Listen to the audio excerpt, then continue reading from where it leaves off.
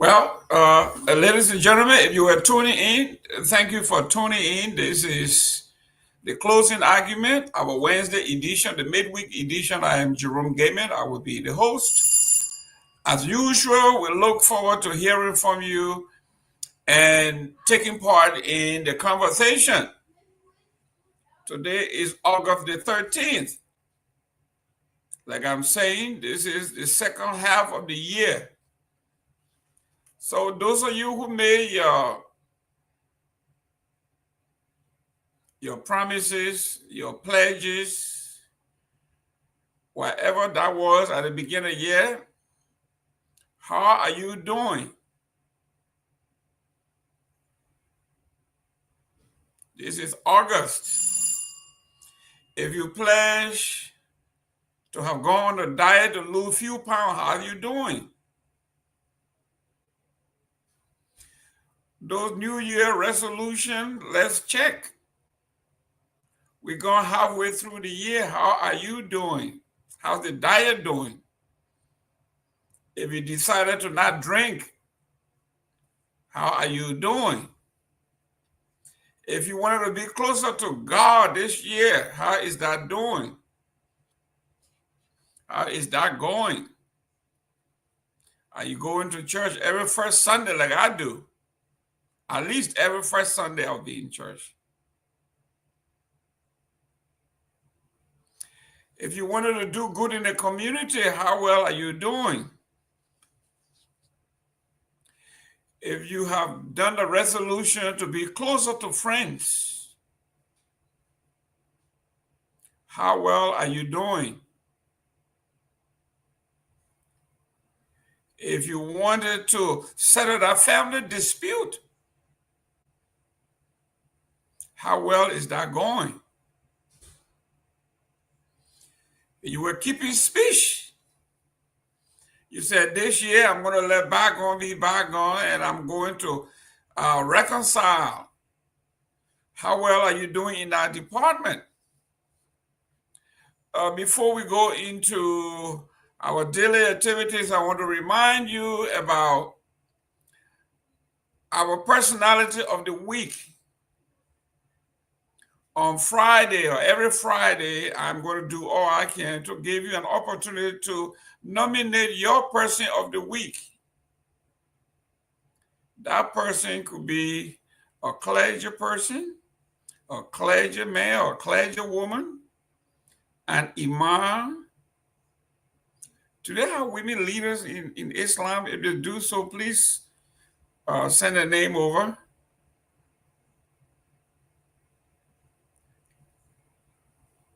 The person could be a politician, he or she,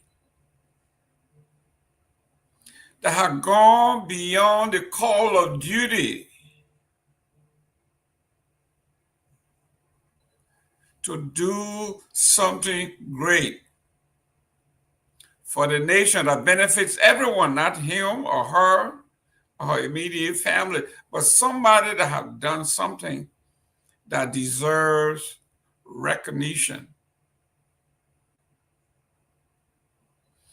Person of the week could be a politician, could be a clergy, could be an ordinary person that have done good. It's all about the public good. What is it that you are doing to make the environment conducive for better living? You could also nominate yourself. Don't be in the back all the time. If you're doing something great, let the people know. This is not about the big shots. It's about a regular Liberian, ordinary Liberian, doing some extraordinary stuff. So don't limit it to the guys who are giving a $100,000 donation, $1 million donation, or cutting the $100 deal, the $100 million deals. We are talking about Liberians that have gone beyond the call of duty. We are working on another series, and it is going to be called Liberia's Greatest Generation. We are going to be asking you, the audience, journalists, the prelates, academia, which generation can be considered the greatest generation in Liberian history? Is it the Charles D.B. King era? Is it the Arthur Bagley era? Is it William V. Tubman era? Is it William R. Tobler era? Is it the Doe era?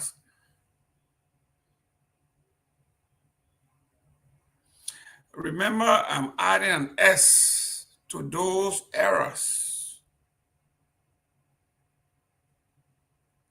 He became a redeemer and then got into politics in 1985, and he began his public life as a politician, not as a militant. So he covered two eras.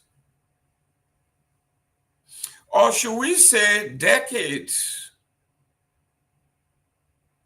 Should we say the best days of Liberia was in the 40s or in the 50s or in the 60s or in the 70s or in the 80s?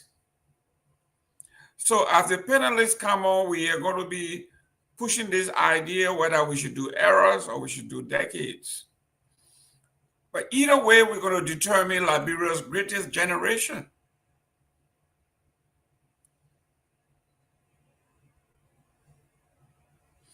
Are you a member of the greatest generation ever in Liberian history? We will call on some guests to give us their view backed by statistics.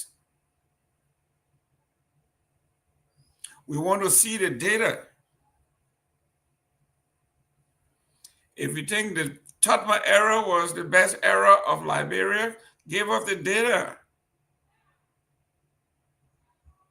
If you think Talbot had the best era, give us the data.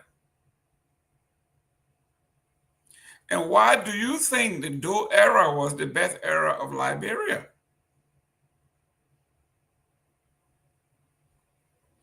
Do you also want to believe that Charles Taylor's era was our best days? Or do you want to make the argument that the Ellen Johnson Sirleaf era was our best days? Do you want to make the argument that the George Weah era was our best days? So we're going to have that debate. The greatest generation ever, Liberia's greatest generation. Would like for you to have a say-so. Tell us why you think your man or your woman's era is the best. We are looking at trending issue in the Republic of Liberia, popping right off the top. I want to go to the State Department. The State Department highlights government pressure, dismissal over social media criticism. We are talking about human rights in Liberia. And I'm presently on the website of the State Department, the executive summary. And it says here, significant human rights issues included credible reports of arbitrary or unlawful killings, torture or cruel, inhumane, or degrading treatment or punishment, arbitrary arrests or detention, serious restrictions on freedom of expression and media freedom in Liberia, to include violence or threat of violence against journalists and censorship, trafficking in persons, systemic restriction on workers' freedom of association. Those are the charges against the Republic of Liberia, according to the State Department. And they call names. They mention Mr. Josiah Joker or Jokai. They mention Kula Fofana.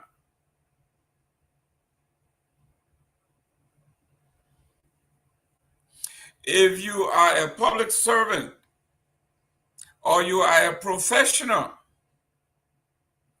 this is not how you want to be referenced or referred to. If you want your name to be in the book of record, this is not where you want your name to be mentioned.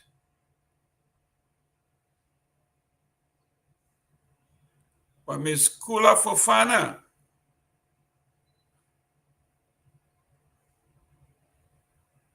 she had the tendency to either be welcoming or right out, disgruntled and disrespectful towards the media. And the State Department said in one instance, the media folks walked out on her. That's not nice. Mr. Josiah Jokai, the Joker himself, dismissed 9 government employees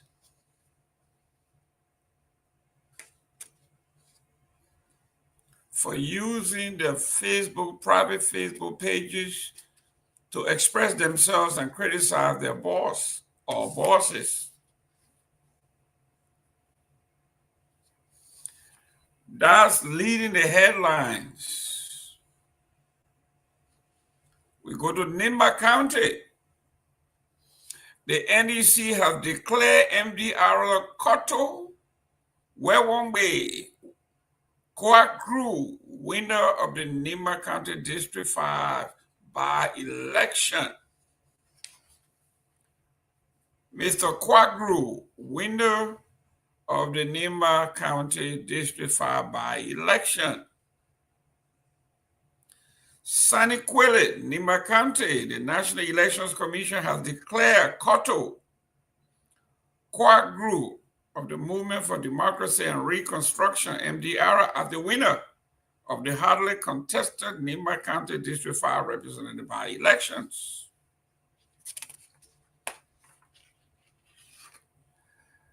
NEC Chairperson Madam Deverto Brown Lasana, flanked by fellow commissioner, announced the result Wednesday after the compilation or completion of vote tallying and validation. Kwagru received 4,795 votes, 31%, edging out independent candidate Boris B. Ballier, who received 3,938 votes for 25.78%. And Augustus Kane Menkwa of Vote, VOLT Party, who garnered 3,080 votes for 20.16%. That's the elections in Nimba. Then we have competing interests here On the front page of the Liberian Investigator, it says Boycott $44 million biometrics ID controversy. Who benefited? Who briefed the president before the PPCC's rejection? That's a question. Same story. On the front page of Front Page Africa, Boycott pushes ahead with biometric ID deal despite PPCC rejection. For Front Page Africa, it says, Front Page Africa has obtained a leaked communication showing that the Public Procurement and Concession Commission, PPCC, rejected a request from the National Identification Registry to use a restricted bidding process for Liberia's $9.8 million biometric identification system. Only for President Joseph Boakai, just days later to issue a directive endorsing the same vendor that was denied, overriding the law of the PPCC. The Liberia Investigator goes thus far and says, documentary evidence, travel records, and insider accounts suggest that President Joseph Yuma Boakai may have been misled by members of his own inner circle into formally backing $44 million biometric identification contract with Australian firm OSD International, despite the arrangement having been rejected by Liberia's procurement regulators. That's the front page of the Liberian Investigator. Trending also, Liberia's Human Rights Commission questions judiciary inconsistency in the fight against drugs. Let me welcome Mr. Nagbe. How you doing there, sir? Mr. Gayman, how are you, my brother? It's good to be with you again. I was going through the human rights record here, and I saw several names. I want to congratulate you. Your name didn't appear there. You're doing good. I tried to avoid being tortured, so I didn't get on it. Yeah, but I kind of read the summary, so I didn't get the names. I read the one published by our friend Bede Toga, the whistleblower. Right. And so basically he mentioned the areas of concern, extrajudicial killings, summary detentions, violations, rule of law. I mean, it sings and sounds just like what we all were talking about during the last government. So, it looks like this government is matching the previous government blow for blow. Very unfortunate. Maybe even more. Yeah. Under the previous government, we didn't see union, like what happened in King George with 5 people being killed. We never saw that. But I am on the State Department's website, and the summary says here, significant human rights issues include credible reports of arbitrary or unlawful killings, torture, or cruel, inhumane, or degrading treatment or punishment, arbitrary arrest or detention, serious restriction on freedom of expression and media freedom, including violence or threat of violence against journalists and censorship, human trafficking, and systemic restriction on workers' freedom of association. Those were the concerns of the State Department. I don't know what to say, but then in that report, which are found to be very disturbing, they mention Josiah Jokai.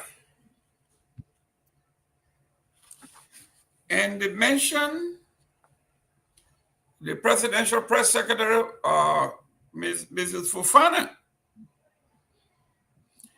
The United States State Department 2024 report on human rights practices have flagged incidents in Liberia where government action places limits on freedom of expression, despite constitutional protection.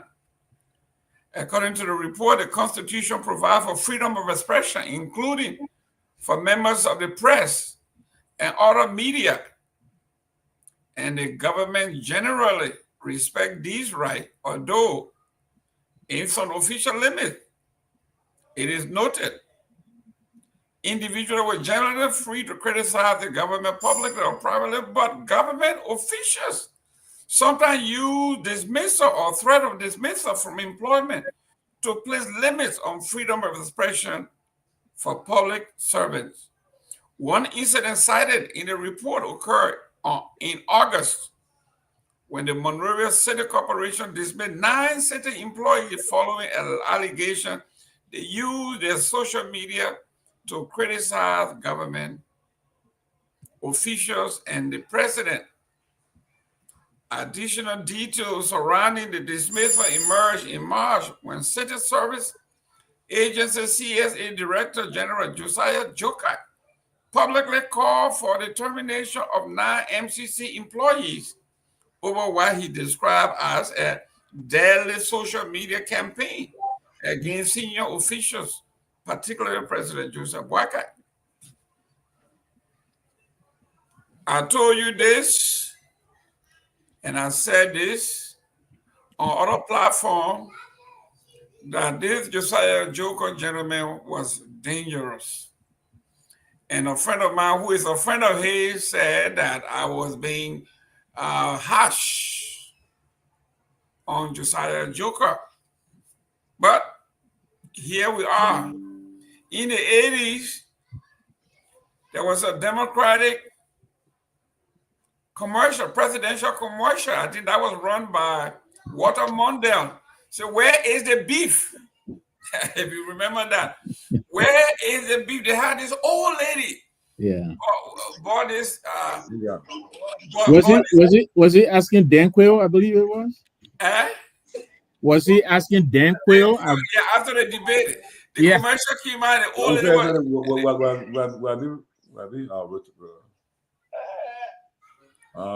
Chief, you need to be muted. There you go. You need to be muted. There you go. Hello, Chief. You begin and say, yo, don't forget about us. Please mute. Yeah, but I think you're right. I believe Walter Mondale was the Democrat. I think I'm not sure if it was Dan Quayle, but I remember that expression. You know, where is the beef? Yeah, the old lady she bought her burger and she's looking at them. Where's the beef? Where's the beef? When we bring out these topics, people say, show all the facts. Yeah. Where is the data? Where is the beef? But you're talking about Josiah Jokai, and you know he is really he is a difficult act to follow. He seems to be doing a lot of laudable, job at the civil service, but then he also presents himself as a fanatic, as a praise singer at times. He takes this whole government thing very personally. You can't say anything negative or anything that may not sound favorable to this government, and he's going to come after you. And so, I remember the kids. We all remember at the city hall, which is not even, I don't think it's his purview to call for the dismissal of anybody. I don't think that's his job. But he called for these people to be dismissed simply because they spoke against the government. Something that he is on record. I mean, he has indicated after the election results were declared and everything that President Weah was not his president. He was on record for doing the same thing. And I don't believe anybody went after him then. So, it's disappointment. These guys get in government and they drink the Kool-Aid. It's like they forget themselves. Here is a detailed tension between the government and the press. The report referenced June 20 meeting where Presidential Press Secretary Kula Fofana and the media executive turned contentious, leading several editors to walk out. This incident, it explained, arose concerning new accreditation requirement for journalists covering the executive mansion, including police clearances, institutional staff clearances, and so forth, so on. These people are using everything that they can within their purview to stop for the media. If you don't play ball with them, they will not give you accreditation to go to the White House or to the executive mansion. This is what the State Department is saying. Let me welcome the chief. Let me welcome the dean of the cabinet, Mr. Is that Pewee or half of Pewee? Pewee. Command. Yeah. You got to fix your saying, Pewee. That two-thirds. There you go. Yeah. But and I'm still seeing half of Pewee. Pewee, fix yourself better, Pewee. Yeah. Oh, hey, Pewee, and you got somebody in the back there. Okay. There you go. Well, we want to say welcome to the closing argument, everybody, again. We'll be, as we said, we honor reforms and rebranding.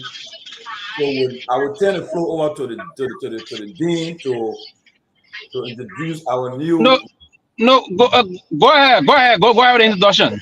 I put it in the chat room already. You got to mute, Chief. You got to mute. So we present our first female hire, our first female correspondent in Monrovia. She's her name is Princess Kosioba. She's a graduate of the Peter Kwekwe School of Journalism. Princess brings a strong background in reporting, having worked with KMTV and intern at ECOWAS Radio, along with exceptional writing skills. That'll be a valuable asset to our team. Let's give Princess a warm welcome to the closing argument. Princess Kosioba, welcome to the closing argument. You see, I will meet Mr. Gayman, Mr. Nagbe, Mr. Pewee, and other guys will come, but welcome. And we're happy that you can be a part of our team as the first female correspondent we have on the ground to be helping Thompson and Myean. So we now welcome you and give you opportunity to speak to introduce yourself more and in that 3 minutes and tell the people who you are. The floor is all yours. Okay. Thank you to the team. Thanks for having me, and it's a pleasure to be here.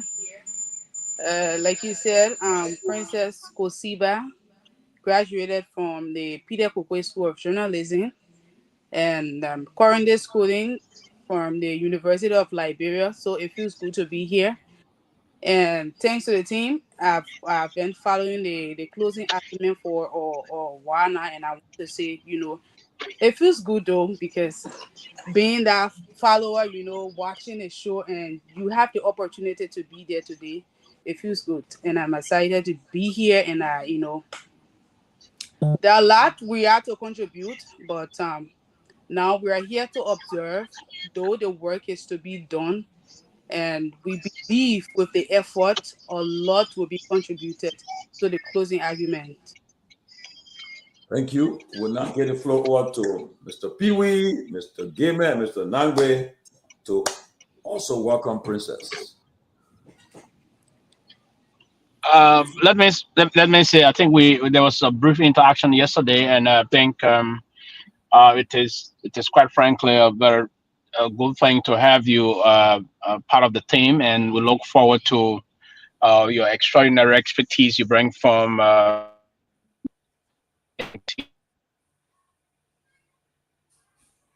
He's driving. That's why he's getting some breakage. Can you get me? Yeah. You gotta keep your eye on the road. You can pull over, but yes, we can get you. Yeah, I'm.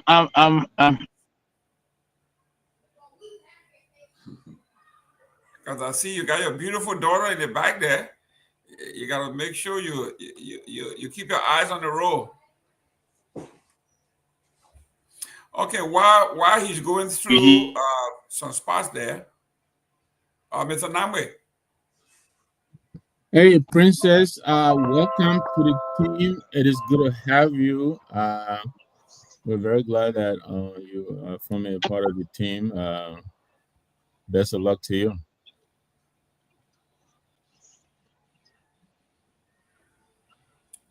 Princess, are you there?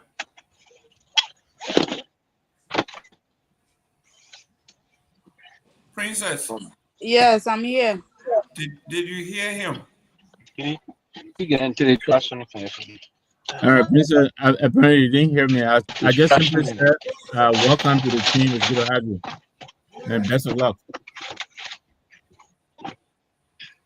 Thank you. Thank you.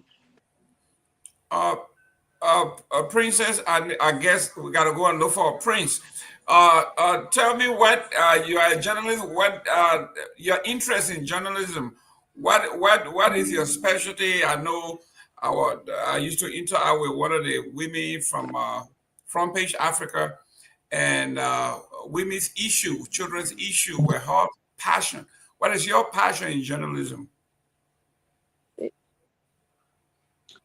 I beg you have to come here again. The network is kind of bad for my end.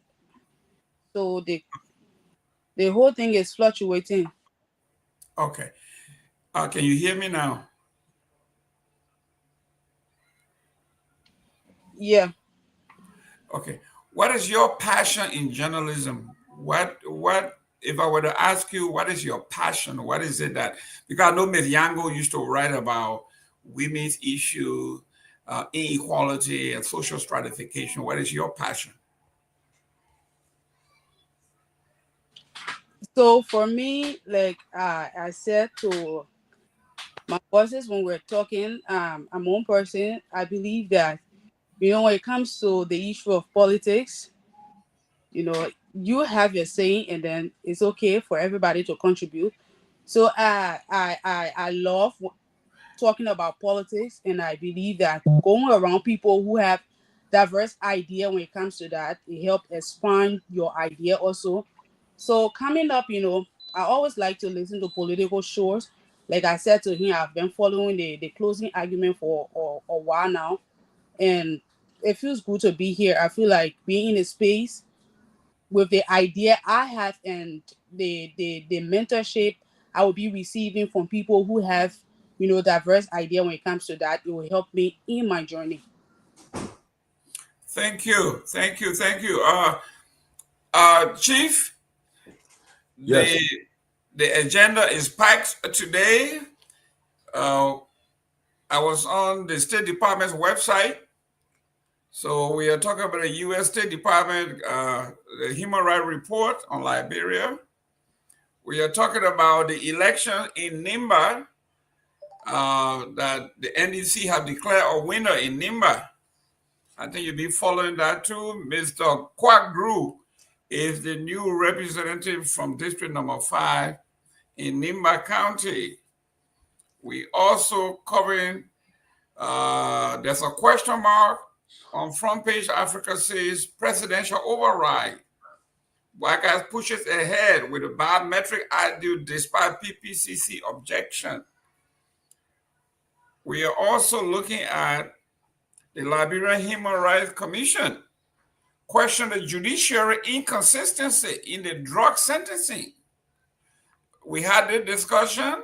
Now the Human Rights Commission is coming out that there is a major discrepancy when it comes to the judiciary, when it comes to drugs in Liberia.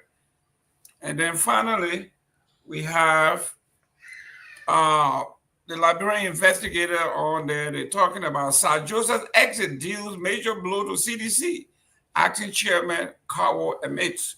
So those are the trending headlines in Liberia. And then one series that I began this week is every Friday, everybody going to nominate their person of the week. And there has to be somebody that have gone beyond the call of duty to be recognized as person of the week. The person could be corny, they could be historic, they could be a Liberian that have done, it could be a politician that played a political hand that outsmart everybody else. Those are the people we are looking for. It could be an ordinary person that have done extraordinary stuff. So we'll be doing that. I'm calling some folks. Hopefully, Honorable George and Nagbe and these can help. I want to run a series either next week or the week after called Liberia's Greatest Generation.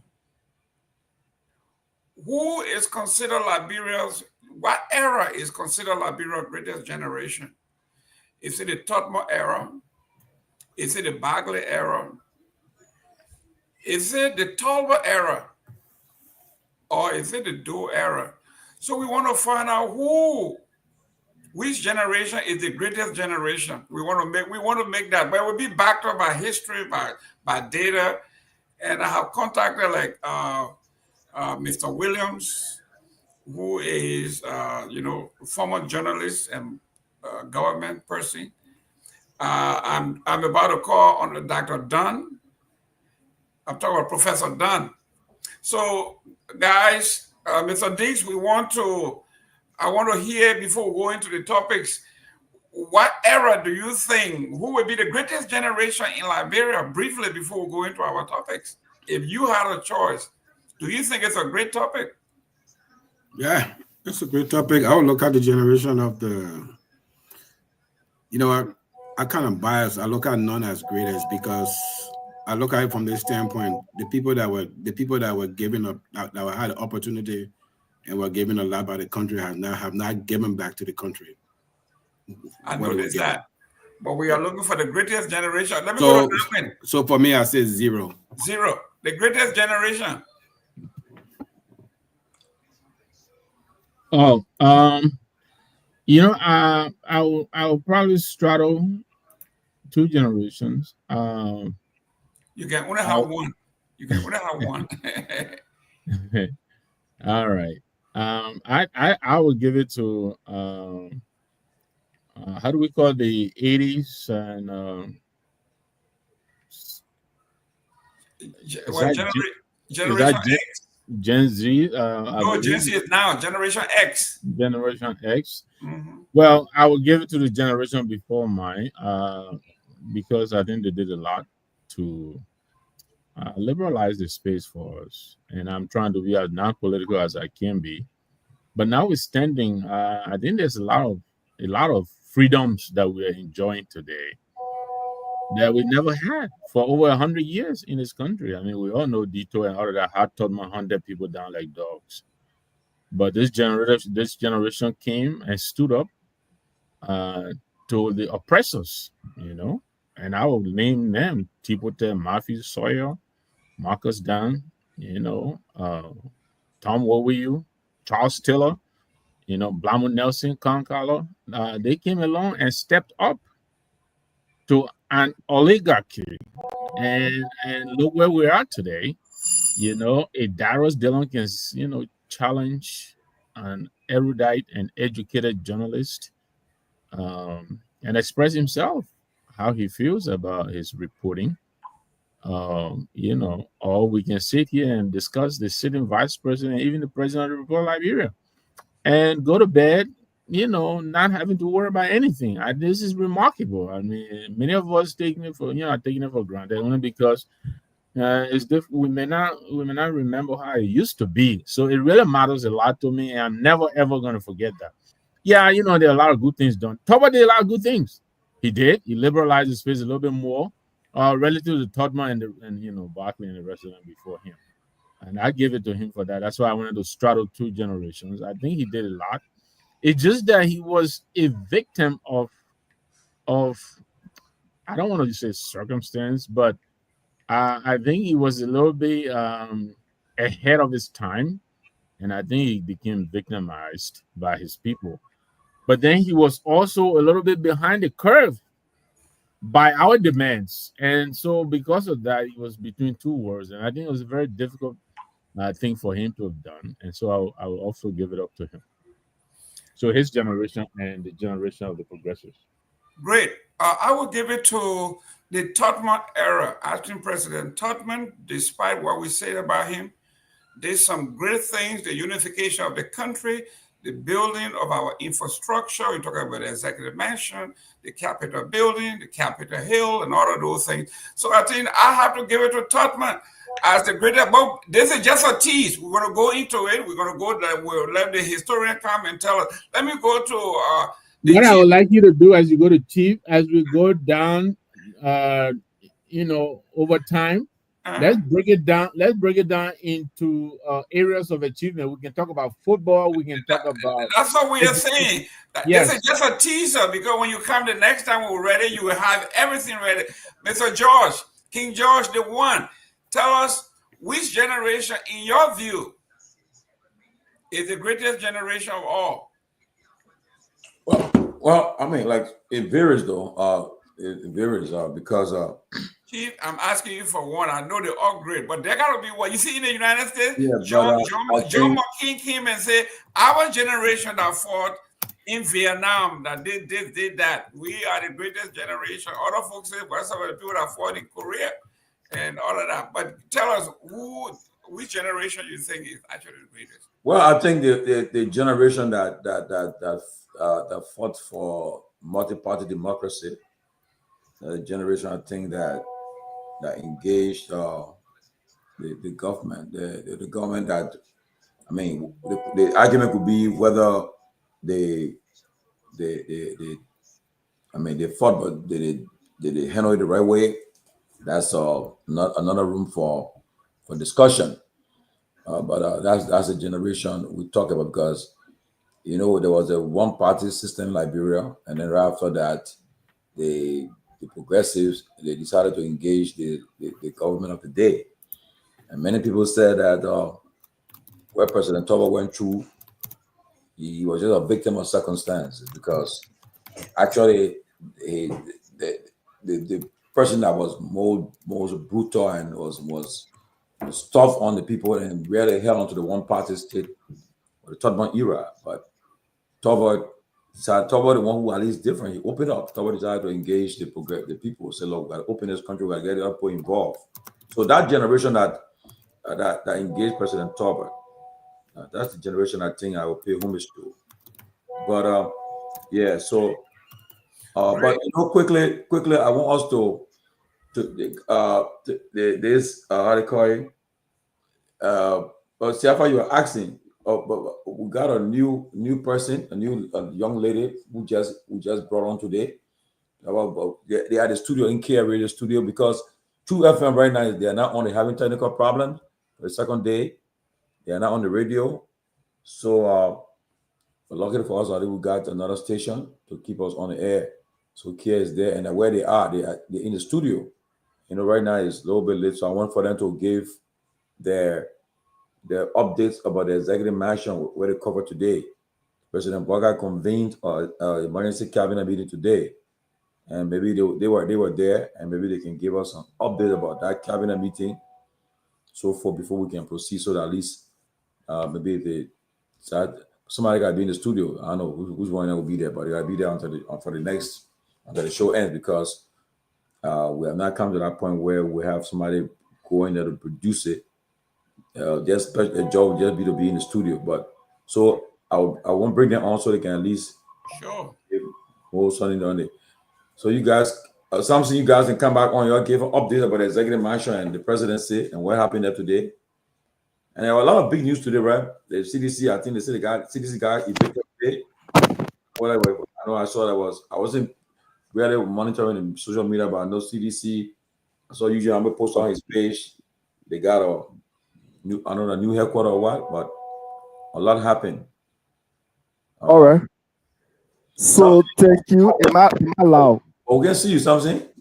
Yes, the camera in the studio get a problem, but we are live on the radio. But the camera get some issues. So Samson, while you're getting at it, this Seleke is in the back. Seleke Kromah. Yeah, thank you. So yeah, so Robert is also in the back. So yeah. So and so I talk about the cabinet meeting, about the presidency, and then also how do you call him, Mr. Gayman? I think what happened again today, that human report I was trending to, and all right. So today the president hosted his cabinet meeting, and it was specific about improving the country economy. There were key things discussed. Some of those were the issue of having a gold reserve, because this government said that because we are so rich when it comes to gold, but then we don't have a gold reserve like Ghana. So the effective before the end of this year, they will be opening our gold reserve to wherein our country can save coal instead of just exporting it all the country. So they want to have that reserve. And you also spoke about having improving our agriculture sector where our local farmers will be empowered, especially when it comes to feeding themselves, because yeah, he recognized the global crisis worldwide. He also spoke about improving manufacture, producing our own furniture in the country. He talked about empowering local businesses. And one of the shocking thing was the LRA talk. They also raised concern about our local revenue generation, where the LRA boss spoke about seeing how best at least every household can be paying tax to government, and that will also help to raise at least $1 billion annually. And then immediately after the cabinet meeting, we conducted two interviews. One was with the Minister of Information, where he was delivering, giving us some insight about what actually happened, but he did not go in depth with it. We also spoke with Manakula Fofana, who announced that the effective before the end of this year, we will see some changes, especially when it comes to LPRC, when it comes to our local revenue generation. She stressed that the president does not really have an interest in making an appeal in begging for money every time. So I think it's now time that the country generate its own revenue. And today that meeting started by 11 o'clock, and we left on a mansion by 6 o'clock today. And then today also the CDC, there was a rate of arrest, like there was a rate of inflation that came out from the court, where unfortunately for us, we communicated with Myean to go there, go at the CDC party headquarters to know what was happening, to provide update. And he was attacked today at the CDC party headquarters by one or two citizens who demanded that he return or give his phone that he was using to go live. And CDC also put up a blueprint saying that their new party color is ready. So it is almost like confusing the public. Some saying it's a blueprint, while other citizens saying that's their new party color is already ready. And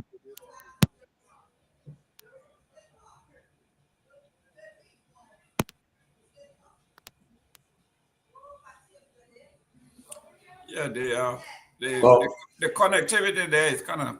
yeah, but from my understanding is that I think that's the former president's 9th Street resident there. I think will be turning into the party headquarters from what I'm getting.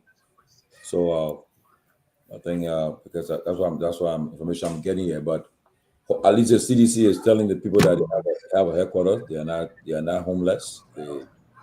all right, all right. So I will bring Princess into to also provide update because she was at the mansion.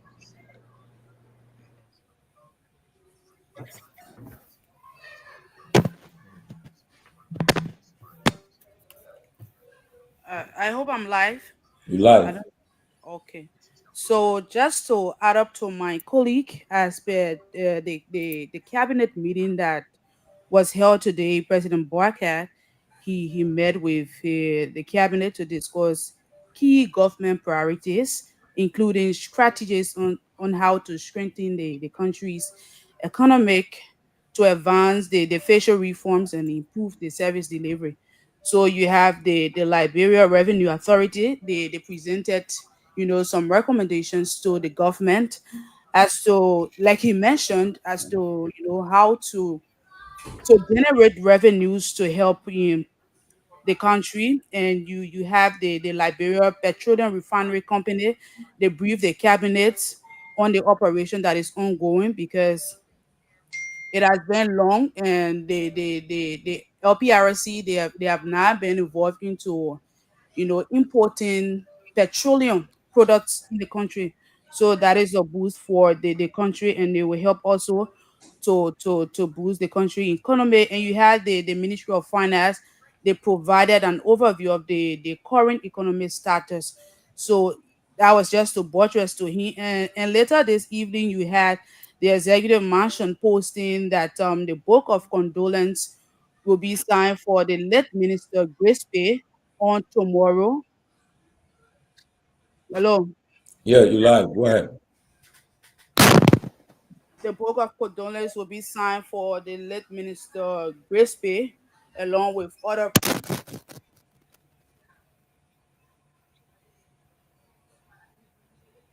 Yes, according to the acting Minister of State, Haja Mamaka Berete, the official book of condolence of the late Sylvester M. Grace Bay will be signing. It will start tomorrow at the Executive Mansion Palace at 11 a.m.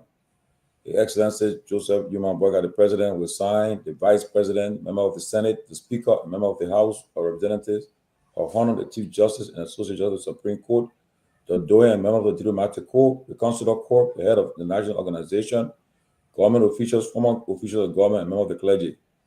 It will be done. Also open another one at the C. Cecil Dennis Auditorium, Minister of Foreign Affairs. So tomorrow they will start the book of condolence, and this is signed by Kula Bona Ye Fofana, Press Secretary to the President. Well, that's good. That's the usual protocol. When some of that official dies, I don't know. We're still trying to find out whether he will be buried in Liberia or in America, but we're still trying to find out. But Mr. Gayman, that's it, and that's your show now. We just want to make sure that we take the executive mansion stuff off the way. But again, Robert, Seleke, you guys were on the show, and Siafa, we got a new correspondent, Morovia Princess Kosiba. She joined us today. She started. She'll be our correspondent on the ground. I think she put on the page already about her coming. I look forward to seeing her, at least make her name. It's a closing argument. You can make a name there. Today, once you come on, you left for you. The next one can sky can be a limit. So let's see what happens. Robert? Yeah, thank you. I mean, it's great. So I'd like to use this podium to welcome Princess. I haven't seen her, but like Tomalin said, hopefully she comes on one of these days. She was on early, but yeah, they're having a problem with the stuff. Right. But again, welcome. Oh, yeah, Hello. You got to mute yourself, huh? Yeah. There you go, Samson. Yeah, but welcome on board, Princess, and it's good to be here, man. A lot happened today in Liberia. I'm not sure. I'll go back to Jerome, and so before we start, but it's good to be back on. Great. Mr. Seleke, welcome. And we have our new guests. Well, not guests. She will be a permanent fixture on the show. We have been looking for a quality woman. We got one. Welcome her. Yeah, good evening, everybody. So, Princess Kasigba, WhatsApp audio. Okay, thank you. Again, welcome. Wait, so is Princess the reporter on the ground correspondent, or is she the new guest on? No, she would be a reporter correspondent on the ground. Okay, on the ground. Okay. The Myean and other guy doing. Okay. Yeah, so Princess, welcome. And good to have you on the closing argument. The fact that you've accepted to come on board, we want to welcome you. And as Brother Robert said, looking forward to seeing you. On the show here. Maybe if not tonight, tomorrow or whenever it is. But welcome and good to have you. Looking forward to a great show tonight. Thank you. Excellent. This is how you want to you want to be brought up on a job when the entire staff welcomes you, and it says that she's in good hands. She's capable. She's going to represent very well. I heard she's a good writer. She's a good reporter. So yeah, we're going to be reading most of her writings. Most of the women that I have interacted with, they have all had a passion in a particular part of journalism. Myean used to be, her passion was women, politics are also, but women and inequality and social stratification were her passion. So everywhere she went, she was profiling women's issues and all of that. Miss Princess is saying politics is her passion. She loves political stories. So she would be just like most of us, a politics junkie. So we're going to be getting into the nuances of politics as she goes on. But let's get started with the human rights report on Liberia. Let me start with let me start with the election from Nimba. Mr. Garguah has been named the winner of the district 5 election in Nimba County. I know you've been following Mr. Garguah. This is he. This is the gentleman that won the election. He replaces Mr. Koga in Nimba County from the MDR. At one point, we ran a story that it looks like everybody has abandoned the MDR. Nobody wanted to endorse this guy publicly, but he pulled it off. He won by 31% of the vote. Who was his competitor? Who ran against him? Okay, let me read it here. Saniquila, Nimba County, the National Elections Commission, NEC, have declared Koto Garguah. Well, that election, I don't know if you waste an election, man. I don't not giving no publicity. They won away. Anyway, go ahead, Chief. Sorry. But this is how it went. Garguah secured 4,795 votes, 31.39%, edging out independent candidate Boris B. Ballier, who received 3,938 votes for 25.78%. And in third place was Mankoa of Vote Party, who garnered 3,080 votes for 20%. I was a little surprised that this district, 4,000 votes can win you a seat in Congress. Robert? Yeah, so I mean that's congratulations to him. I'm surprised that we knew that the special election would happen to replace Representative Koga, but I didn't know that it was even happening, and that we already had a winner. So I'm not sure why it wasn't given national, publicity, but I'm not surprised that a guy who ran on the MDR, as opposed to an independent candidate, won that race. So congrats to him. Now let's see what difference these guys make at the legislature. We have a lot of problems at the legislature. I think they are Liberia's problem. The legislature is our problem, because if we had men and women of integrity, men and women of principles, and men and women of ideas and ideologies and all these things, you will have the check and balance in our Constitution, but that's not the case right now. So let's see what difference. If we can mute ourselves, please, that would be great. Let's see what difference he brings to the legislature. That's all I'll say about that for right now. Great. Let me go to Honorable Pewee here. He's right off the bat. He looks disgruntled. Tell me, this is national news, man. This is our national Congress. Talk to us. I was disgruntled. I was just saying, because we didn't even give it any level of publicity, right? We didn't talk about it. Did we know that the election was held today, yesterday, when? Did we know the campaign have intensified the way we put premium on the senatorial race? I mean, so it was discussing at the time, but we didn't put. I mean, we just talked about it today because we saw photos people talk about on social media that someone won, but there was nothing about the campaign. Did we talk about? I didn't hear you say who CMC or Theory in the race. I didn't hear you say that, right? As now, Mr. Nagbe will smile this one. we didn't see CMC taking interest in this one.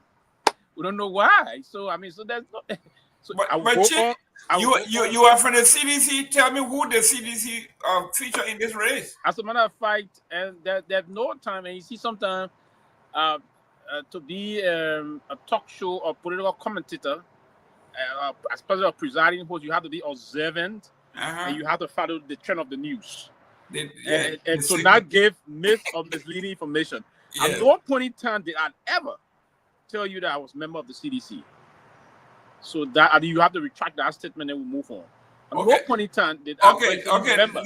Let me rephrase this. You serve in the CDC government. Absolutely.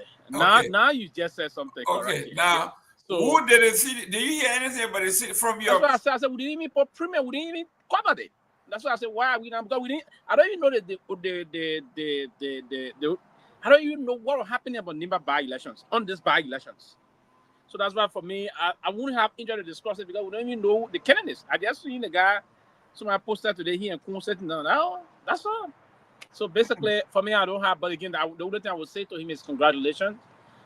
We hope that's the essence of democracy.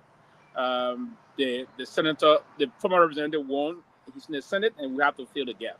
That's what I would say to that for now. On a serious note, I wouldn't want to.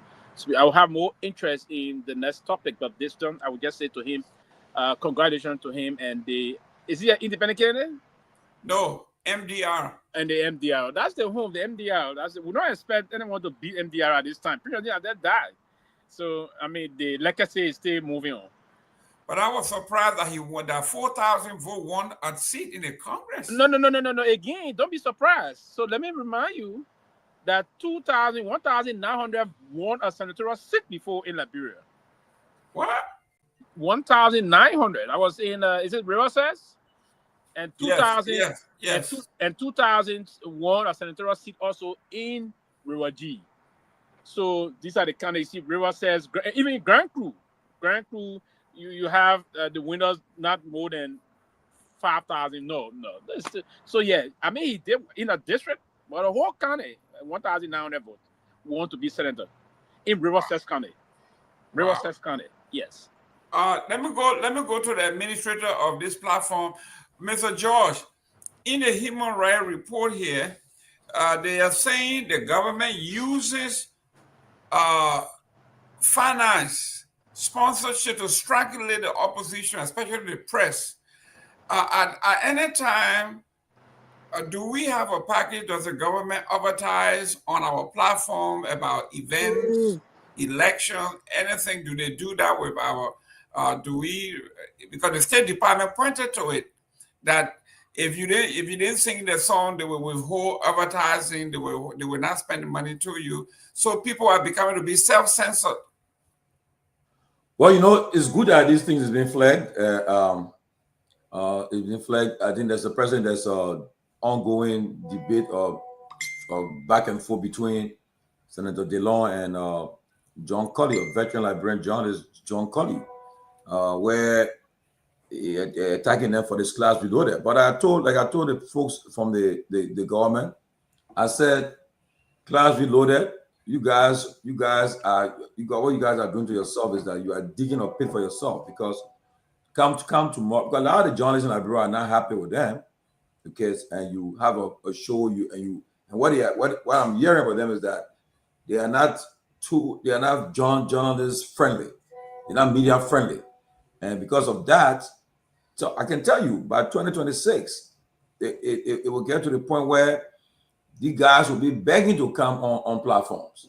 They'll be begging. They will tell you guys, we want to pay to come to send our message and so forth. And because Right now, only those who support them are the one listening to them. As soon as the Liberian election takes a point where you have a viable opposition, a viable opposition candidate, when they say, okay, that will be Robert Garguah, he's the one that the people looking at to be that person that will challenge the status quo. Trust me, the guys they're gonna crumble. You see, like today, like what I was discussing with some folks today were talking about this CDC issue, and Mr. Dempster, the guy who evicted the CDC, people are, and he was in America, yeah, struggling, hustling, and doing his stuff, but for him to allow himself to be used by the government, because everybody know. I mean, I'm not freeing CDC for not playing a role, but for him to allow to be used, we all know the politics, to go after the CDC, to embarrass them, to disgrace them, the intention, I think, to do, and then because they wanted to satisfy the people, the powers that be. Tomorrow tomorrow he'll come to regret some of the things what he did today. Okay, it's also the same thing with those who go on social media and talk and say some things that's what to be saying, and the videos are around and hurt the people. Sometimes you want to give somebody a job or somebody you want to do something, that video being played, you know. And like I was talking to the Liberia ambassador destined to Italy, just so he called me the morning, we're talking, and I said, now your conversation going to the Senate. Well, where they're gonna be.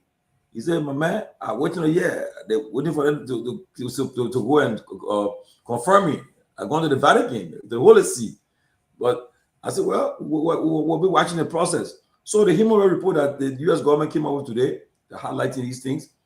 Because, for example, in any LBS is for the state, it's for the public. But I can bet you, if tomorrow CMC or CDC want to use LBS to do certain program, they will play games with them. Okay, and it's the governments have come, the federal government have done it. All the government that come to pass, they do all these things to people. But LBS should be public for the public. They'll say, well, we want to do a public event, LBS should cover us. We ask them, but only the government using it. Then they stop there. They got class below there where they think the message is being propagated. But at the end of the day, they are being flagged. They're being flagged about what they are doing to the press, the media, and it will come to haunt them. And I can tell you, from what I know the Trump administration will impose sanctions on sometime down the line on some people in the government. I'm very sure that will come to pass. Very sure. So I'm happy they flag it. Mr. Kromah. Yeah, so first of all, it's important to make this clarity, Sylvester. Just because closing argument could not speak about the election in Nima, then it was not an election, no. There was a process, it was open to the public, and that process has been going on, I think, about a month now in Nima County. Just that maybe we didn't follow. Did you hear me say it was not an election? No, but the way you're saying it, like, you know, when I think that we not see what thing because we're not hear about it, we're not talking about it, you know. But it was a process, it was an electoral process. That's what I'm sure. Yeah. I just wanted to make that I come. Probably listening to me. There are two things. You can hear someone to them. No, but you can't comprehend what it meant. So let me say quickly. I didn't say it didn't mean anything. I said there was no publicity on it. It was not publicized the way. It was still an election. I didn't say there were no elections. No. I didn't say there were no elections. No, there was publicity. That's all. I didn't say there were no elections. So you can go ahead. So yeah, you don't need to react to everything I will say. So now you just move on. So yeah, you don't need to react to everything. I said it was not a kind of serious kind of election, but it was elections. Okay. Yeah. But to you now, but it was a serious election. That's what I want to understand. It was just kind of a thing they were doing among themselves. So okay, yeah. So for me, I would just like to give, a reaction to the updates, something and hey, just a minute, Seleke, just a minute. Sorry, Mr. Gayman, could you let Jackson Seaton in? He's in the back. Okay. Okay, good. So again, I would just like to react to what Samson Princess was giving us update about the meeting they had today at the executive mansion, and part of what Samson was reporting, I think he mentioned about the LRA, a suggestion to kind of impose taxation on each of the household in the country.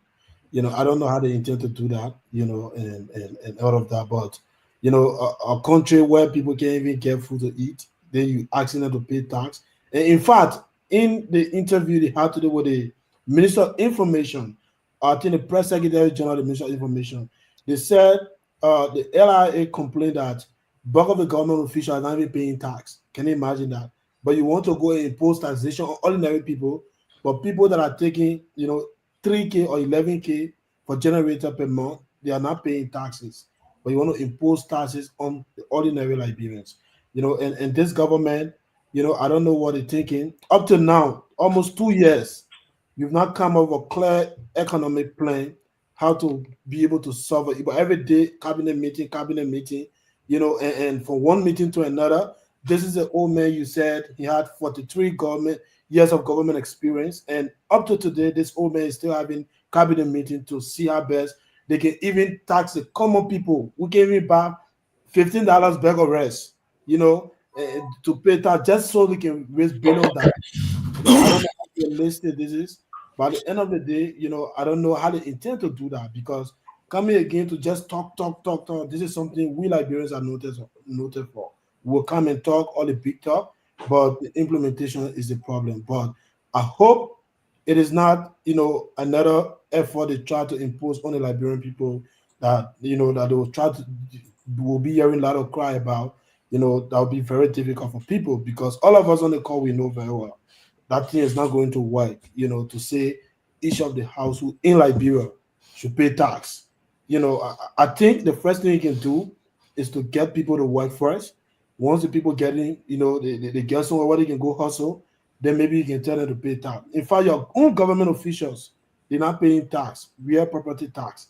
But you want to ask people who are unemployed, and all of that. It's not making sense to me. But I think that would be my intro, Mr. Gayman. Mr. Nagbe, the young man is saying this is the equivalent to, I think you heard this before, taxation without representation. We have no money coming in. We are not being paid. We don't have any job. The government is not creating any means for employment. The private sector is stagnant. The little money we got, you giving yourself raises and perks, and you expect us to pay taxes that we don't have. You're trying to take water out of rock. Is that a fair equivalent? Well, I think he's right. People are being taxed out of whatever little earnings they're generating, and yet, access to the national pie is not being distributed equitably. And so he's got a good point. I agree with him. This government is a stupid government. They're not doing anything to improve the people's lives, and they continue to go after the people.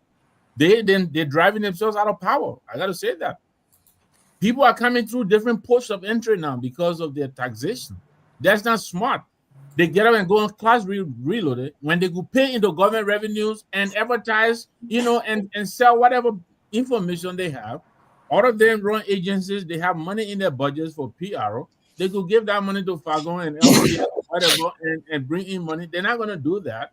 They're going to go on class reloaded, and they're struggling. From all indications, there's no money coming in. Nobody's giving them any loans. They're not making that much money.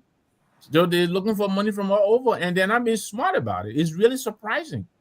It is really, really surprising how bereft these guys seem to be. And I don't understand it, because academically, from what we know, most of the guys in the government are very capable. But sometimes, their decisions really baffle a lot of us. It doesn't make sense to me at all. But I'll leave it to them. They'll figure it out. Today, I am celebrating Miss Fanta Kamara. She's been on the set here a couple of times, and I'd like to welcome her. Welcome her on board to the CMC. She signed on today as the chief communication and strategist for the CMC. So I'd like to, congratulate her. Mr. Nagbe, did you guys inform her before appointing her? Okay, I will just I don't want to find out something quick. One at a time. Yeah, go ahead. George. Yeah, George, go ahead first. Mr. Kamara, I'm just to jump. Yeah, because you just came on the show and the next thing we see like a purple letter. So the just- West advocacy and all those things that the way in there. Oh, You know, and that's one of the reasons why I said at the time, I said people will come and want to smell other people's repetition. She came out getting on Madame Salif, a reputable woman like Madame Salif, Mary Brown, other people, and other things. No, and we but- said who behind the company? I mean, who behind this company? She can't get a name. Now we know who behind the company, but if now that she's into the politics, we will start hitting everything up. We know now who behind that company that the name will never have come out. Are you- are you- congratulations. are you all done? I think it's all right to go in Listen, part one of at the a but I time. don't want to know. Congratulations. Let it Ambassador Are you- land. Are you all done? So no, quickly, Mr. Nagbe, I think this is breaking news though. And I think It is, Bravo. it is. And so I don't want you to get distracted by the ANC and well, I don't know how to call. I thought Sylvester was a CMC. Oh, he's not. Okay. I thought he was a CMC exec. But no, on a serious note, I think this is breaking news. And if the CMC were able to capture Ms. Kamara, I think this is a win-win for you guys. I mean, remember, this is a young woman who Ellen Johnson-Sirleaf requested to run her campaign in 2011, and she declined at the time.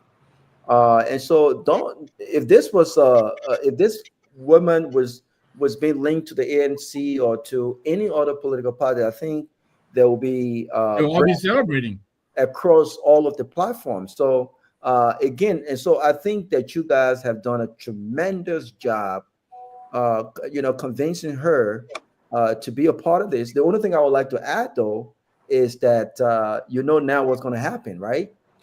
She's going to get chewed up. The politics will politics, and I hope that she doesn't seem to be someone who shies away from the media. She's well articulate, and she knows her stuff, and I'm sure she can handle her own. But there will be question about this recent advocacy and what was the objective of it. It was not a genuine advocacy. It was never See? genuine. Never genuine. Never. Mr. Nagbe, go ahead. Never. No, you said go ahead. Raul, let me say this to you. Thank you very You much, said she Raul. rejected man and said you called the wrong campaign. That's a blatant misinformation. So you saying she lying? That's a I don't want to say it's a wait. misinformation. So you think Fanta will come on public? Who wouldn't want to be part of Manasani? Wait. So Sylvester, be careful now, Sylvester. You're a well-respected man. So you think that young woman will come on a public network and she challenged the former president? She said the president, Ellen Johnson-Sirleaf, is not dead. She's still alive. To say that the former president, and this is how politics gets involved now. Because if it can be proven that she made a blatant lie, then I don't think that's good on her part. But I don't. I'm saying to you that is now again, Robert. You see, and I like your judgment sometimes, but sometimes again, you do some half-baked analysis, and sometimes you throw you on the other side, right? No, I don't think she will lie. So let me put it back to you. There's a lady that came here attacking the former president. You think she will say anything that will be factually correct? There will be. You think there will be anything factually correct when she already attacked? She did not come here to attack. No. I think this is my time. You interrupted me. You think that will be? Your information is go ahead. misleading. Go ahead. I just wanted to say that. Go ahead. She didn't come here to attack the former president. She came here to tell her story. What happened to her during the regime of Madame Shirley? Madame Shirley people, they're all over the place. They always defend her. They could have come here and debunk everything she said. They didn't do it. But let me remind you, when you know, Master, when I scoop that low. When she came that low. So, but when she came here, but go ahead. I will have my time. Go ahead, Chief. I can remember all of us here encouraging her to go beyond what she was doing. And I think she's a very capable, very smart lady. I agree with Robert. We're not going to minimize her, whether CMC or not. And I think we shouldn't do that. This is a promising young Liberian lady, very smart in all capacities. I think we should all congratulate her. If she went to join the CDC or the UP, I would have congratulated her. And I think we should respect her and give her her shine for that decision. Yeah, so quickly. I will say my part. For your question, Mr. Kromah, yes, she was contacted before the appointment was made. We don't roll like that. But congratulations to Ms. Kamara. and I'd like to welcome her aboard. I am very certain she will come here time after time to come and make the case for the CMC. Can you bring her back on the show as the new CMC, please? Can you bring her back? Mr. Gayman, I would just say this before you can bring others in quickly. As the vessel is available tonight, I don't know what's going. Let me for the record state here that I'm thrilled by the appointment, and don't get me wrong, I'm thrilled by the appointment. I think the appointment is well on course in terms of she's competent, she's capable. No, I'm not here to doubt that, right? But what I'm saying here is the same thing Raul just concluded on by saying when we're coming to the politics and we're speaking equity, our hands should also be clean, right? We can't come with equity. This is a lady that came, she lambasted the former president, lambasted Mary Bros. He said the former president colluded with those people. They did unscrupulous things to undo her and all those things. But the company she was fronting for and all of the rest of that, called she said, oh, the person need to be protected. Call the company, no, the person. Now we got some real information about that company and who was that person to her that you're trying to protect. You come with politics in that way and you want to hit other people, you want to either you clean and you're not clean. No, so that's the problem is. If you hit on Madam President and you hit on this, they call the person company need, you can call the company need. Why they can call it? Oh, the party said they need to be protected. They're talking about, come on, man. If you want to go into it deeply, Robert, it will be very unfortunate. You yourself to withdraw certain thing in the place. I don't question people's ability to perform, right? What I want to do if we speak in equity, our hands should also be clean. That's the point I'm making here. So, until anyone can come and talk, let me go to Sarah here. I'm not done yet. Oh, okay. No, I'm not. Hey, Pewee, you got slow down. You got my brother. This guy gonna blow a gasket. No, but they're not done yet. I agree. Mr. Nama ain't done yet. Mr. Nama ain't done. Go ahead. Raul got any interest. So I would. That's CMC. You're pushing now. I will hand it over shortly. I can see the signal. I have to remind Sylvester that she also said she got receipts for all the assertions that she made. So yeah, she can be, I'm sure she will come on and defend herself. But for now, can we just congratulate her for the move? Oh, yeah, congratulations. Yeah, thank you very much. Thank you. Finally, yesterday, during my closing. Oh, okay. I'll give it to you shortly, Jerome. I'm sorry. During my closing yesterday, and I hope this is claiming the attention of all of us, there are moves on our way to recast the budget. I said that yesterday. Musa Ability has written about it. Yesterday, he was on Julia Jett and Michael Thomas, I believe he is the man in the house or whatever. There was a very, very nasty debate about it. Apparently, these guys in the first quarter of this year have already consumed all of their appropriations in the legislature. And now they're trying to recast the budget so they're going to refill these holes that they already created. They apparently can't go to the Lebanese anymore and credit in advance. All of that has dried up. So now they've decided they're going to recast the budget to reallocate. And I want all of us, all Liberians, to take interest in this. These guys have taken enough from us already. We've had enough of them. We should all stand up to this. We should not allow this to happen. All of us who know people, the president, whoever, let us please reach out and let us please stop this broad day thievery. Thank you very much. Thank you. Let me go to Sarah. Sarah, your take on either one of the national trending issue. You can do the CDC, you can do the CMC, you can do the State Department. You're the queen here. You have a choice. Or you can just cry for the eviction today, whichever you want to start with. Well, I will do the State Department. Okay. I'm disappointed in this government. They came. First of all, sorry guys. I want to say hi to everyone. It's been a while. I haven't come on because when you go back from LRB. And I'll be in Liberia December. Oh, okay. December, me and my kids going for vacation. I get time for Rasta mission. Abu and Jala and Joman Jala miss you the most. So yeah, thanks guys. I said miss you too, but we gotta pay the bills. So I want to say hi to our followers and all of my haters in the comment section. I want to say I love you guys. Actually, I am disappointed in this government. I'm saying that you're looking for sympathy in the comment section. You came ready to know. You love fire up. I'm disappointed in this RAS commission. Can you imagine these people came on the mantra of rescue? Rescue.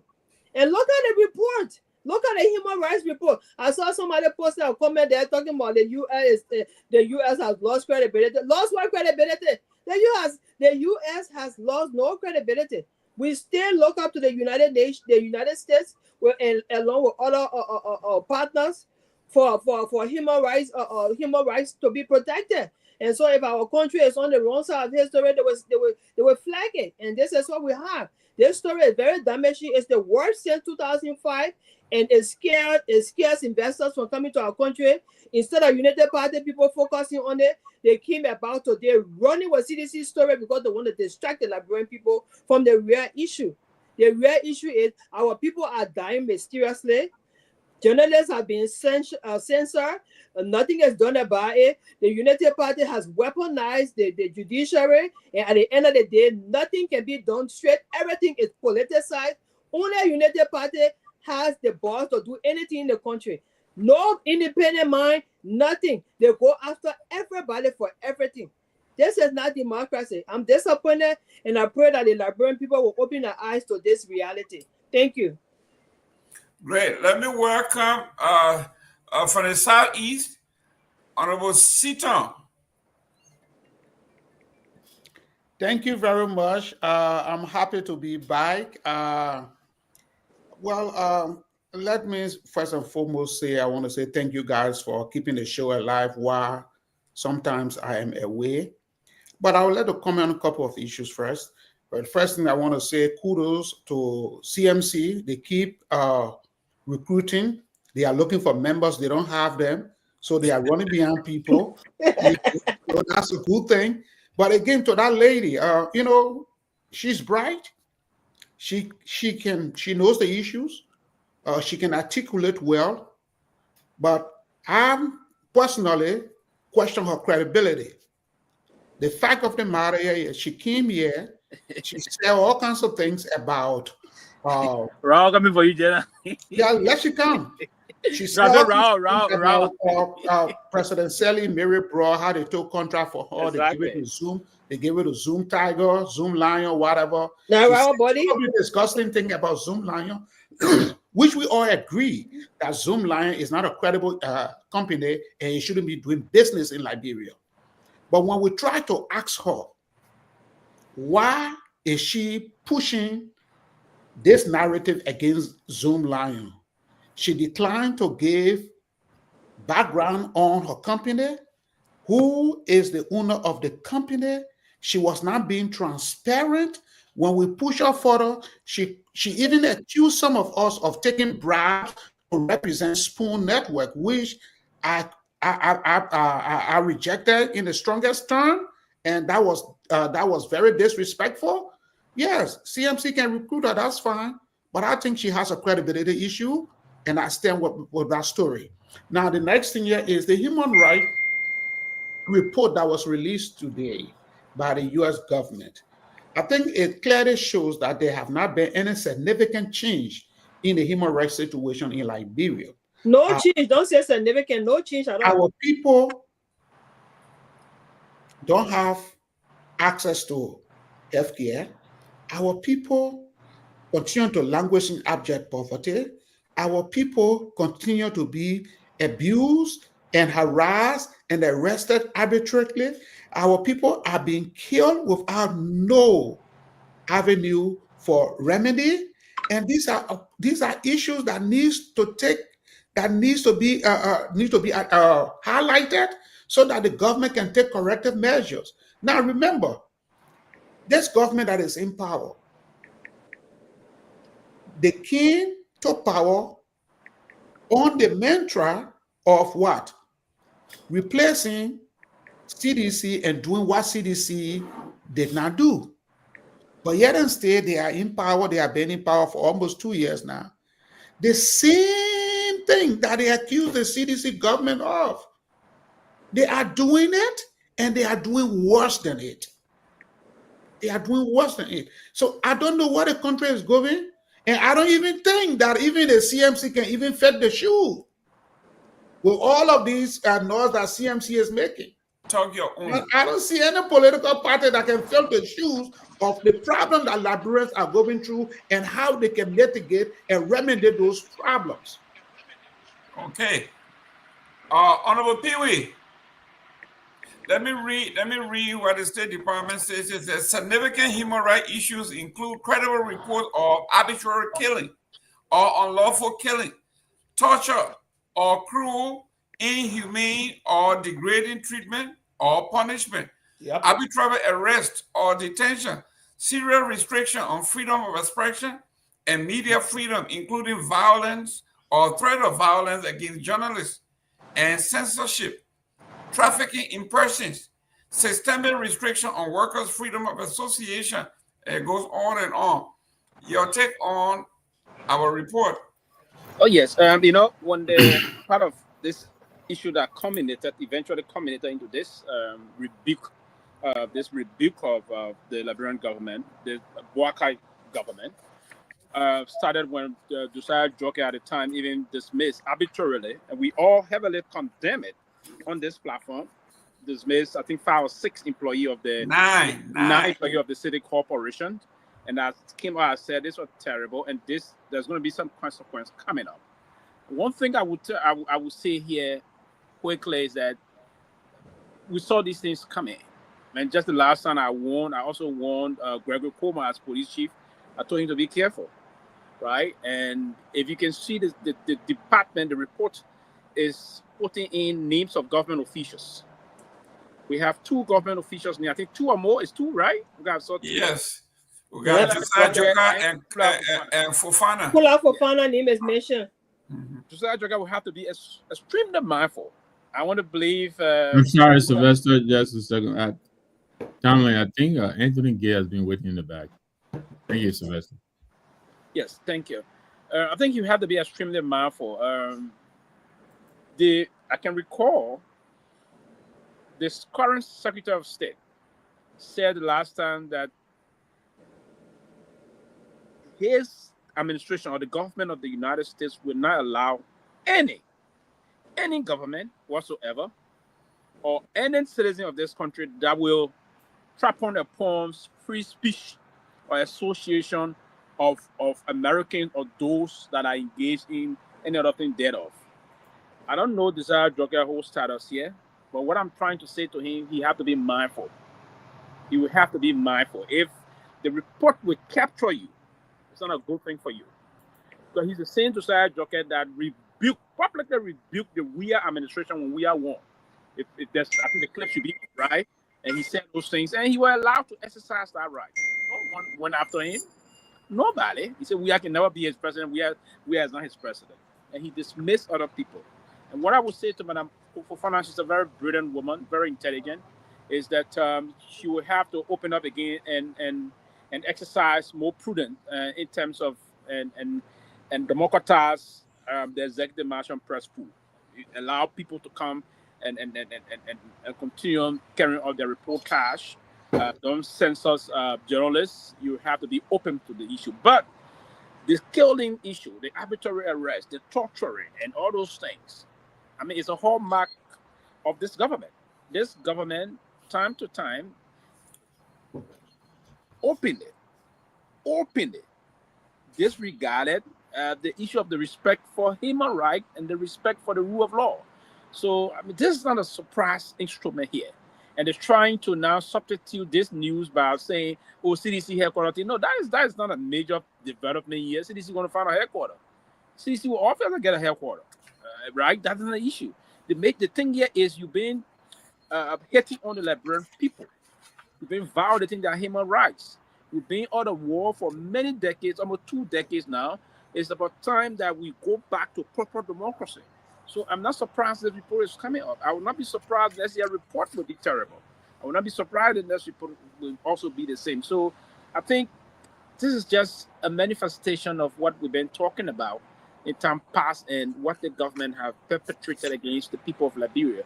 And I'm not surprised to see Josiah Joker highlighted in this report. I'm not at all, because he's behaving as though he's the deputy president of Liberia. He want to do more than even what the president is doing. if we will. So I mean, it's not an issue. But quickly, Seleke said, I will end here. Says something about this tax thing. Seleke, in our country, you don't have to be employee or non-employee. If you can build a house, we are not talking about hot tax. We're talking about real estate tax or taxes.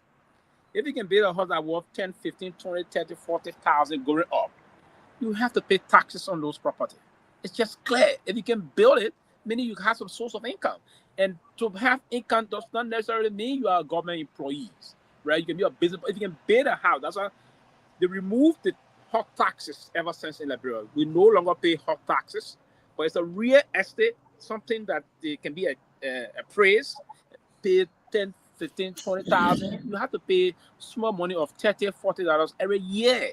It's not that much. Mr. Pewee, will you advise the Liberian government to put stipulation on at what level should we start paying taxes? If your house is, let's say, 10,000 and below, you shouldn't pay. 11,000 above, you every should pay. real estate you have to pay tax. You don't have to. I will advise the government to do that. If we don't pay taxes, how do we move the country forward? Right? We have to. If I got a real estate, I got real estate in Liberia, right? I got properties in Liberia, so I will have to pay taxes on those properties. It's just fine, you know. I don't have to work with the Liberian government. I will have to pay taxes on the property.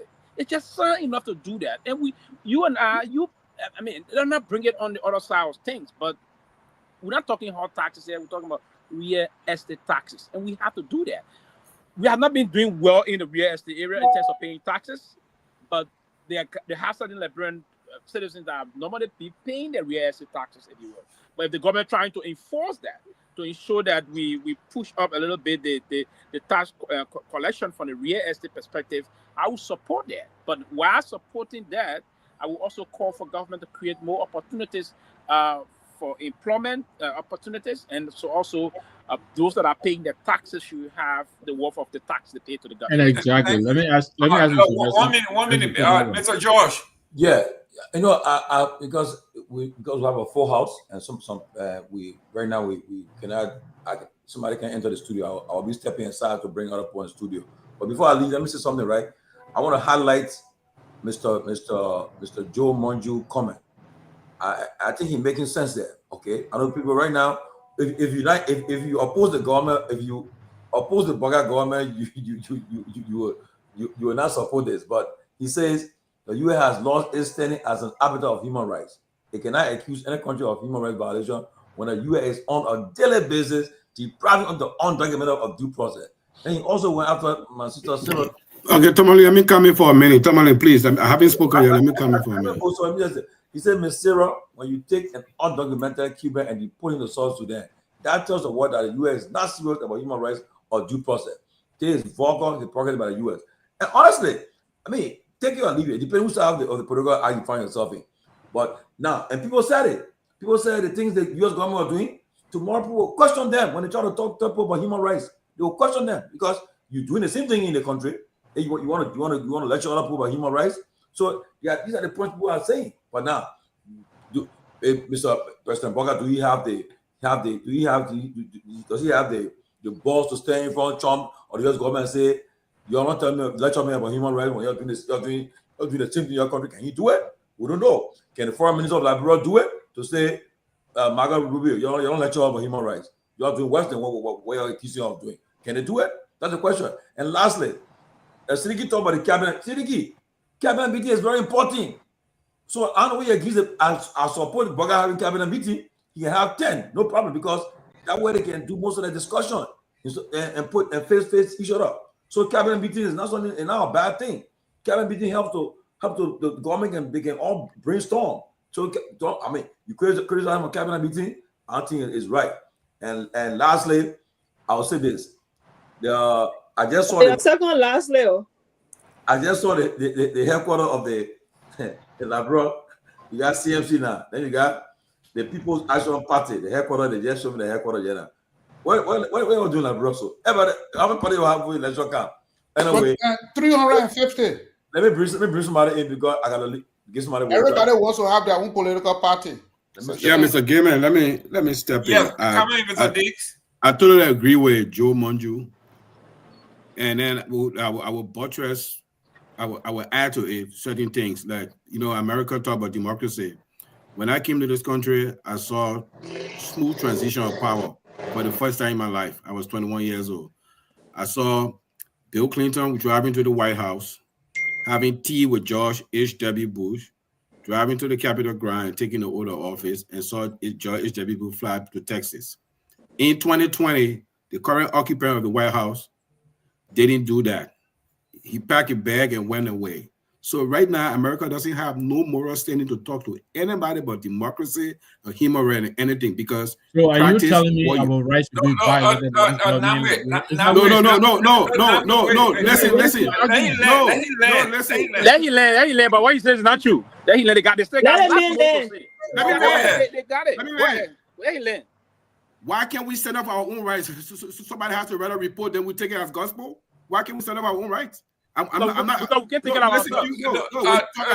Let him finish. I didn't interrupt you. We're always waiting. We're always waiting for somebody to write a report.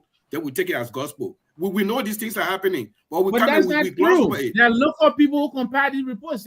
You know that. But no, he don't want to say it. He don't want to say it. He don't want to say it.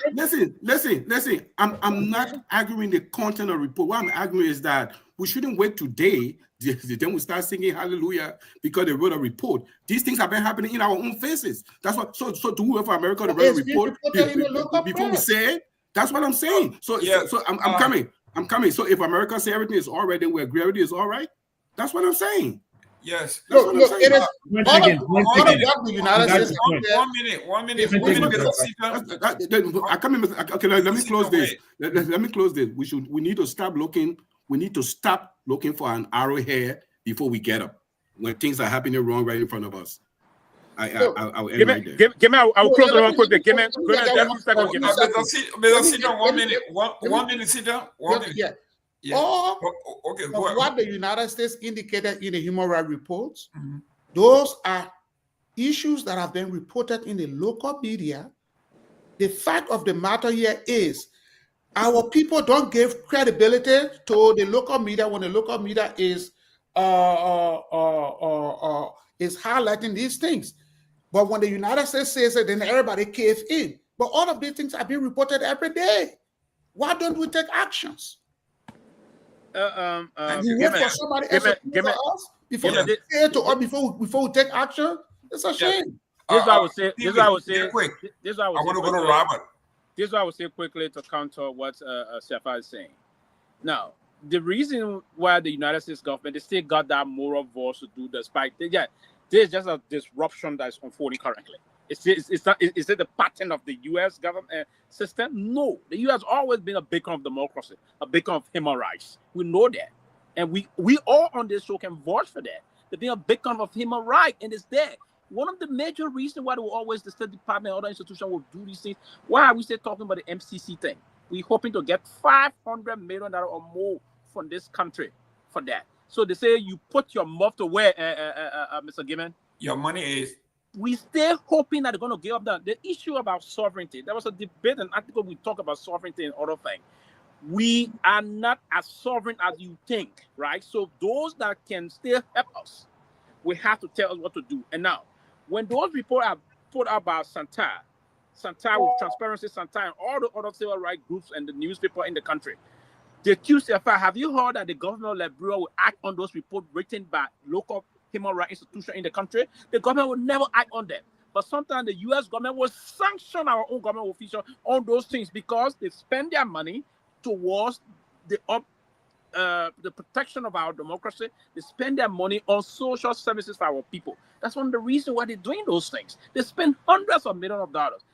Total from the time we had a civil crisis, there's no country on I've spent money as compared to this country. So they will have to speak to us in that kind of manner. So they will help our officials to be in check. That's the reason why they're doing this thing. But those reports are, before the reports are out here to the State Department and other areas, they are written by local and human rights organizations in Liberia. Santa is one of those. Santa will write on transparency and accountability. We have four will write on different reports, human rights violation in the counties. The local data, so they will do analysis of all the reports coming in the country, then they put their reports together and send them. Everything they will say in the report. And there was the basis of that, the sanction was our government officials in the past.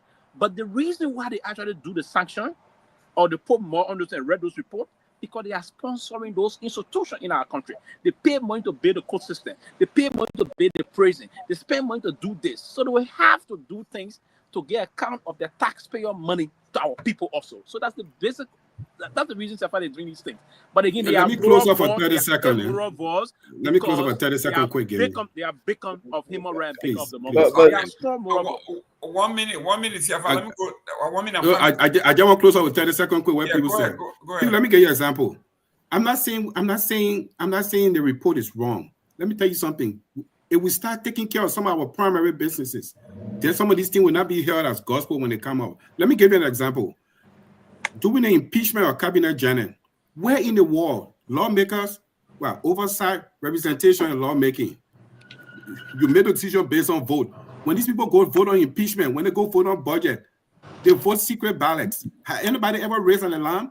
Right now, if America say, when we talk about it, they say that America, y'all keep the American democracy. If America right now report, you guys shouldn't be voting secret ballot. Trust me. Everybody be doing there'll be a candidate. Am I lying? I agree. Yeah, so guess what? My point is, sometimes we need to take responsibility of our own actions. These people had an impeachment. They had an impeachment. We don't know who voted yea and who voted nay. But we still guessing today. Where in the world you see your lawmakers, where you elect them to vote, they vote privately. You don't know who voting. Arrest. Thank you, Robert.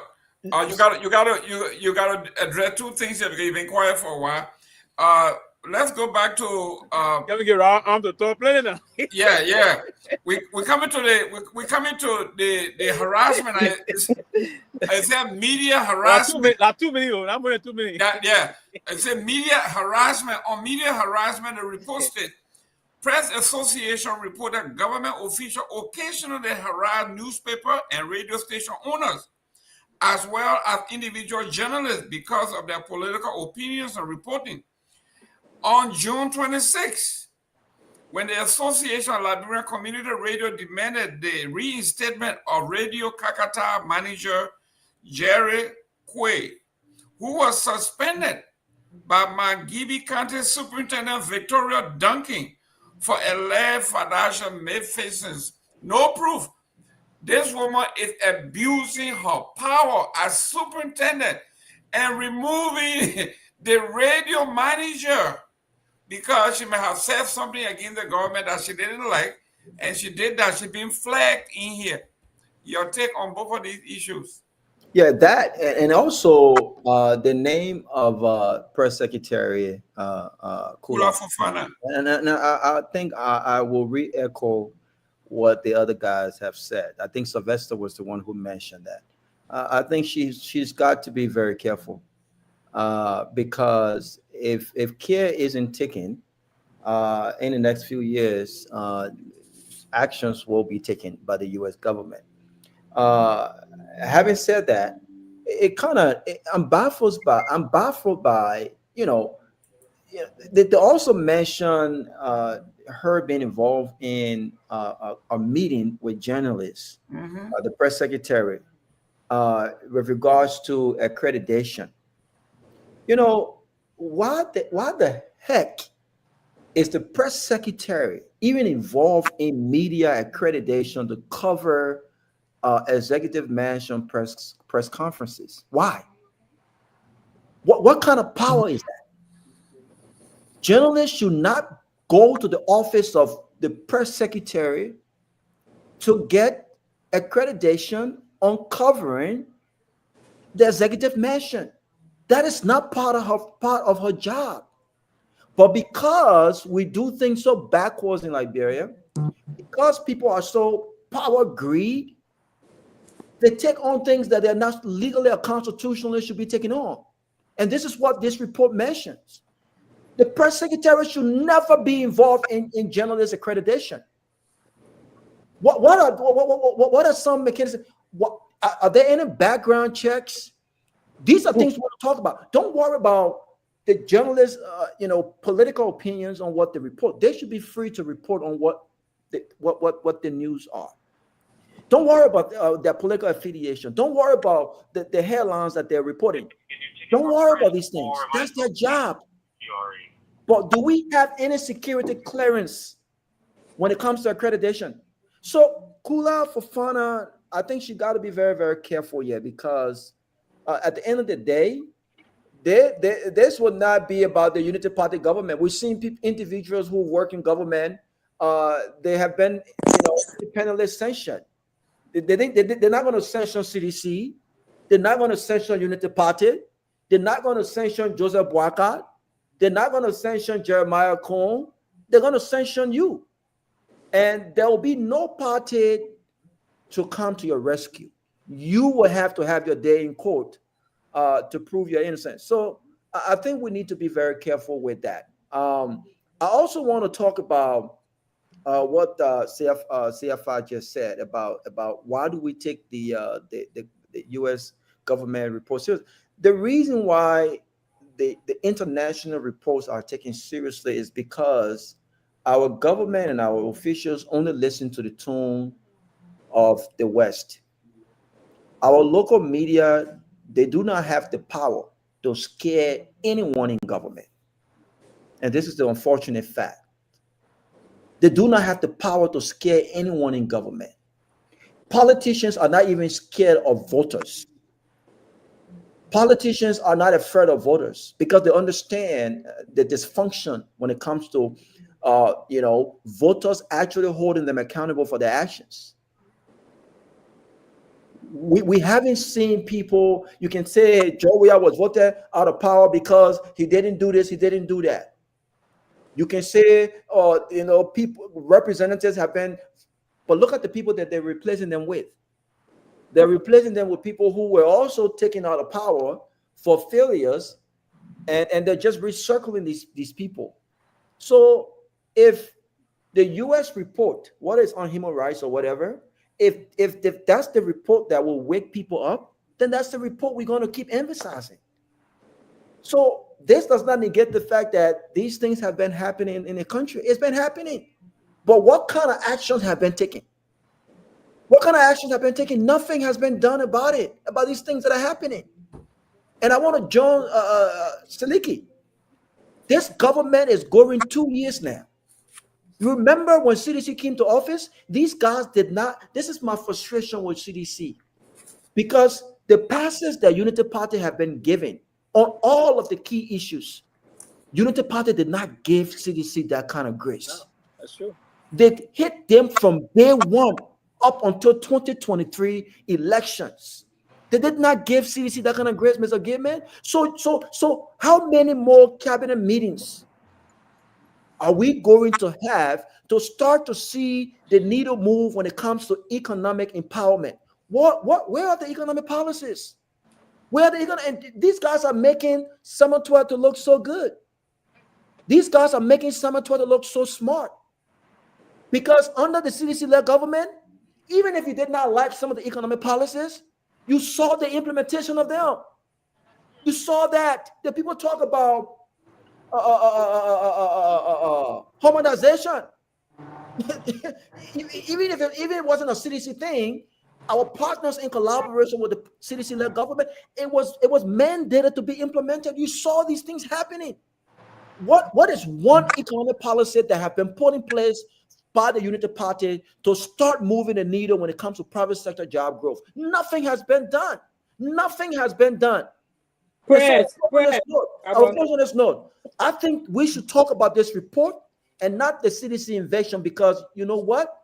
Unity Party served for 12 years and they were evicted twice. In fact, they were evicted a few months before the election, and the eviction had nothing to do with the election. They still won. So CDC being evicted does not have anything to do with the lives of the Liberian people. CDC can either go and construct a new headquarters, or they can go and rent a new headquarters. Same thing Unity Party did.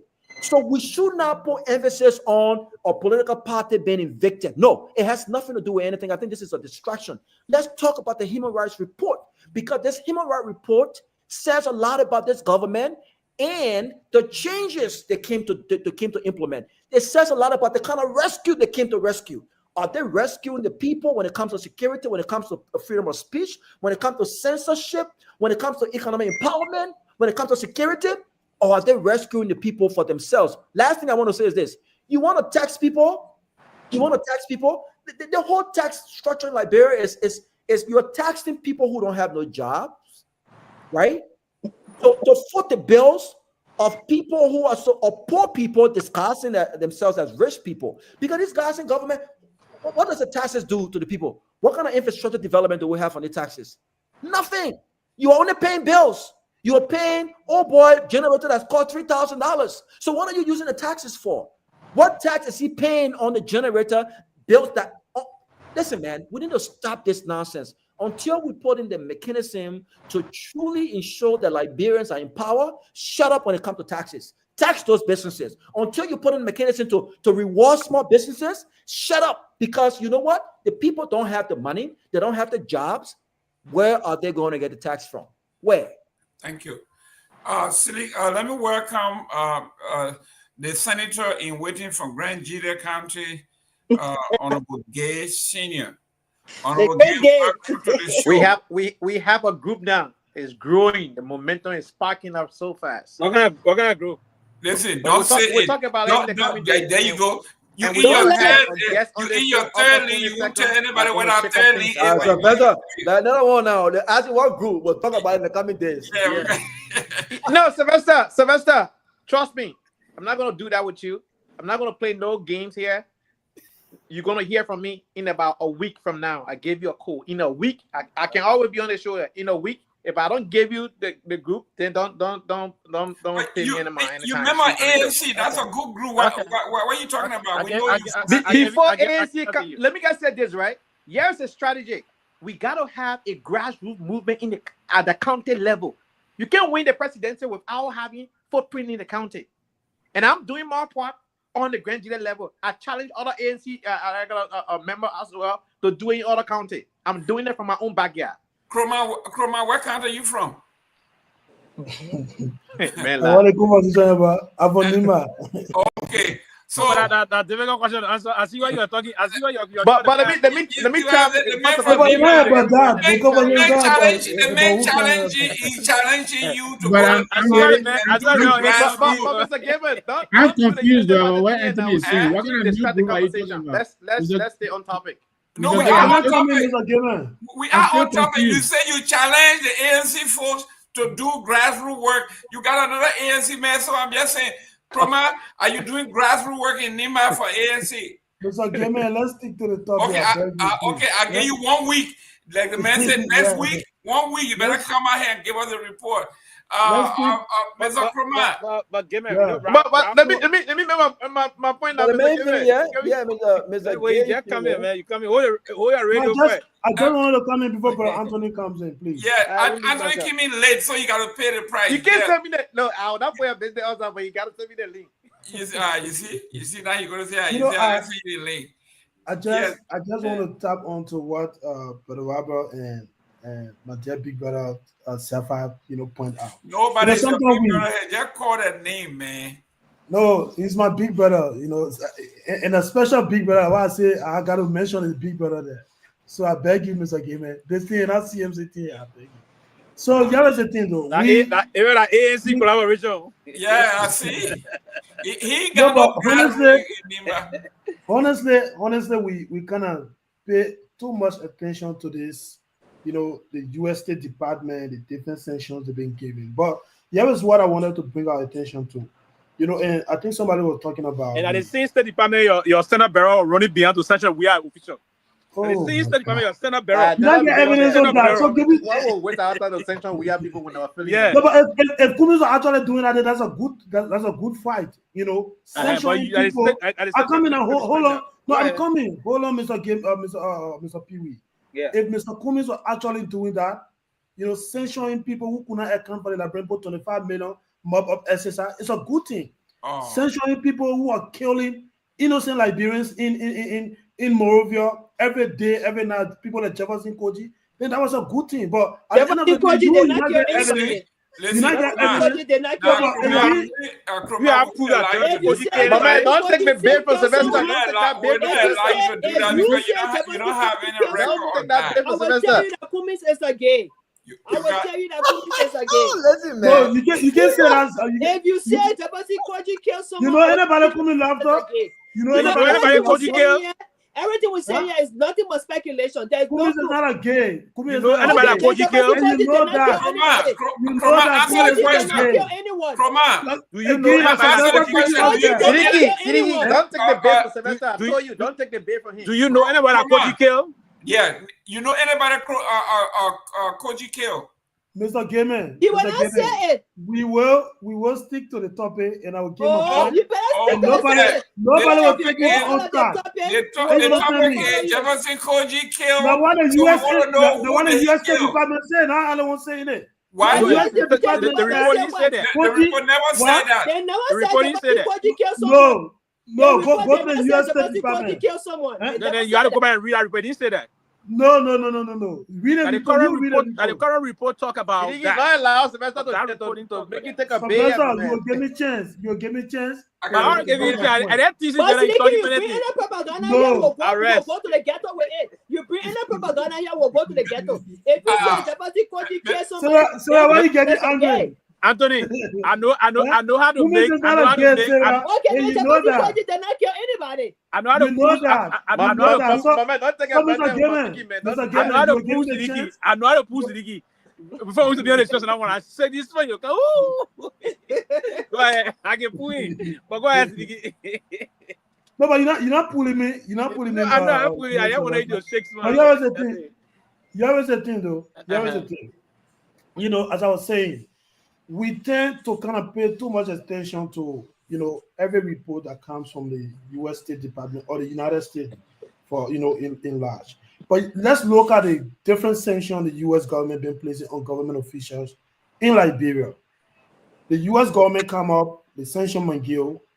Myean, you know, George Weah begged Myean to resign without pushing the code, the case in code for Where did Myean John to we have come up. Myean to resign? Oh my Sarah, God. Sarah, give me a chance. No, but don't Give me do chance. propaganda in because your the way No, you but give me a chance, Sarah. you said John, we are back, he will resign. Of course, I want to dead. So give me a chance. What do you mean it wasn't a dead? in there, then you are working the fight. Yeah, but give me a chance now, Sarah. You're not do Yeah, this. but they're Give giving me you a chance, but you be erroneous. They No, will she will put give me propaganda in chance. a statement and you want her to shut up. You That's put right. propaganda in here Let's stay Okay, on you get topic. a time. When you get a time to talk, you Okay, can talk. talk. But we ahead. gotta erect a checkpoint because you can't just No, erroneously. Lee, there is- they see there we're is here no- to represent ANC. We all here for our own party. Then Myean resign on your own. Myean resign on your own volution. Sarah, you will give we me are a did chance. not beg nobody to resign. So Myean am I resign allowed to on his speak on own the show? volution. You are are there not when we are volution. begging him. But you keep You are there when we are begging my girl. No, but you Mr. Gayman, you gotta take control of this show. You I can't just do told that. from I'm telling you to tell the truth. No, you gotta give me a chance to speak. Yeah, but you gotta tell the truth. Speak the facts. Again, the U.S. government sanctioned Myean. George Weah asked Myean to resign, and Myean resigned. And Myean went to Magini County today. Myean is a senator in Liberia. So what I'm trying to say here is that sanction, you know, or the intervention of the U.S. government into the different issues or human rights issues in Liberia, it's not really making sense at the end of the day. Because any decision the U.S. government take, you know, the officials in Liberia, they are not being persecuted, they are not being forced to go to court to exonerate themselves or to prove themselves whether they are wrong or not. But at the end of the day, those same people, they go and participate in different elections. The issue of Myean, how you call this guy from Riverside, Bay Tuare, was a former port manager, and the rest of the other people. Today, they are senators in the legislature. So what we try to say here is that, you know, for me, I don't think, you know, it's a must, both locally and internationally. The local media, they point out those issues. We do nothing about it. And even the U.S. government we're trying to talk about, they come in, they sanction people. We also do not, to the extent that currently right now in Liberia, government officials seem not to kind of be a fellow sanction, because if they get money, you sanction it, it will go in wrong and they'll be elected. And so we really got to push this narrative where they bring people, or any government, for example, if somebody is being sanctioned or the U.S. government is giving a recommendation, the government should be able to follow it. But is this government capable of following some of the recommendations the U.S. government is giving? That is a big question. But at the end of the day, Sarah, you don't need to be correcting me. You get your time. This show, everybody get time to speak. When I talk, if you think I'm lying, you will get a time to make a clarity. But it is clear. If George Weah did not ask McGill to resign, why is it that today, McGill have never appeared in a court to exonerate himself or to even say all the people lie on him? Because there's no evidence. There's no evidence taking to court. But the government should tell us. The government should be the one taking him to court. But they didn't do it. Kromah, you see, I'm calling you to attention. He wants the case, he wants the platform to be chaotic. The sanction, according to the State Department, it is not judiciary. That's it. Okay, that means you can't go to court. It is an accusation. Their job is, that's what it is. It is not something that they will provide evidence. Yes, for the U.S. government, Mr. Gayman, but the Liberian government, especially your chief of staff. I'm coming, hold on. Your chief of staff is being accused. Your chief of staff is being accused of different allegations. Of what? Taking bribe from investors. That's why he resigned. You have to provide evidence. As a man go to court and prove himself. No, how you go to court? You got to charge someone. To charge someone, you got to have evidence. You don't have the evidence. How you going to charge someone? Anthony Gay. Here we are. We are talking about. Let's talk about different issues here, because my brother, Mr. Seleke, if he knew that if the United States sanction you, it has nothing to do with what Liberian does or what Liberia does.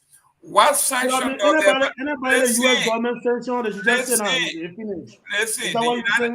The United States government tells you that when you are sanctioned, all privileges and honor that is associated with the United States, you and your children and your family will not benefit. You're not going to come here. You are not going to get visa to come. Your children are not going to go to school here. You are not going to benefit from anything that has to do with America. And if that alone is not enough, then I don't know what is there. But let me go to Honorable Gay. Honorable Gay, let's start on this one. We are talking about this on the front page of the Liberian Investigator. It says we got competing headlines here. It says here, Waka $44 million biometric ID controversy. Who briefed the president before the PPCC rejection? This particular biometric project, the contract was awarded and a company was denied. And the president has now overridden the PPCC and given the contract to someone that is very close to them, and there's a big uproar in Monrovia, and here we are. Then on the front page of Africa, it says here, Waka pushes ahead with biometric ID deal despite PPCC rejection. This is serious. The president has become the judge, the jury, and the executioner, overriding the law. Thank you, Mr. Gayman. Good evening to everyone. Look, Mr. Gayman, our country is in a very dangerous state right now. I saw the news. There's also a breaking news that did not make the news headline today, where over 4 individuals got overdosed and lost their life from illicit drugs today. A new stream of drugs in Liberia. And their lifeless body were left alone. People were just recording. I mean, it's very graphic. So a week ago, we saw on August 7th that there was a march, a national march at the Capitol for no to drug action in Liberia. We saw most of the government officials, even some lawmakers, wore no to drugs t-shirts in Liberia. And today, we saw the real reality of the drug issue in Liberia, where over 4 individuals' lifeless body were being displayed on camera from illicit drugs. Our country is in a serious mess. We saw the finance minister making a pledge to the Liberian people that no civil servant will receive $150 US dollar, less than $150 US dollar in 2025. We have gone 8 months into 2025, and there are people from the internal Affairs Ministry and other government ministry, including other civil servants that are still receiving less than $150 as a salary per month. There's no fiscal policy by this administration. Nothing whatsoever. We have seen this administration struggle time and time and again. Last August, I can't remember the exact date, but there was the agricultural program launched at the ministerial complex where it was said to reduce rice input by 70% in 5 years. Where are we today with that project? Nada, nothing. So this administration is struggling seriously. No sense of direction. Another waste of taxpayer dollar today, quote unquote, executive retreat. That again was another waste, because if we have a nation wherein our national ID card, our date of birth, will be in the hands of foreigner by a company called LTMI, it's a foreign entity. Liberian can process their own ID. All the country needs is to liaise with a security company that can design a software, and the Liberian government can purchase that software and manage that software. You don't need a foreign country or foreign entity to be printing our ID, our passport also being printed by another foreign entity, a Ghanaian company that prints the Liberian passport. Another person want to make an argument, oh, the British passport is printed in Poland. Hello. Do you know the circumstances surrounding that? It is cheaper to print it in Poland for the British government. And there is a reason why they did it. And that the British citizen printing it. Yes, it is printed in Poland, but it's the British citizen working there. This one is not the Liberian citizen in charge of the software. You understand? It's like saying iPhone is assembled in South Korea. Okay, yeah. It's assembled in South Korea. The technology is made here. You got to understand the context of things when you want to make an argument. Liberia, our country today, is in a serious mess. And as Liberian, let's put politics aside for a second and look at the living condition of the people. The former minister made a pledge, not my word, his own word, in front of camera, that no civil servant would take home less than $150 home as a salary. It is not happening today. 8 months have gone in 2025. This administration failed the MCC scorecard, the rule of law, the land item rule of law. They failed flat. Now they're having serious human rights issues. Josiah Joket, the director of the CSA, Action, introduced some bogus analogy the other day that they will take, salary advancement at the rate of 3.5% interest rate. I went off on him on his own post, and I have 3 different posts about it. The bank is struggling to get clients. People are not opening checking account, let alone saving accounts in Liberia. So the banking get customers to open bank account. So they don't even trust the banking sector.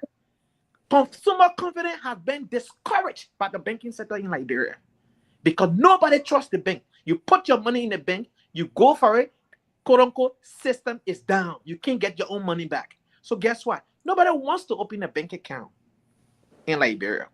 The government had not put in place a fiscal policy, and the central bank need to put in a monetary policy that would give consumers the confidence to open banking account.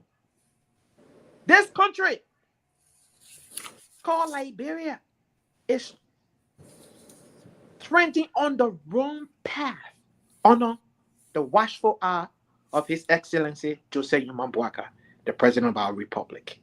Thank you. Thank you. Let me go to Mr. Victor Nagbe here.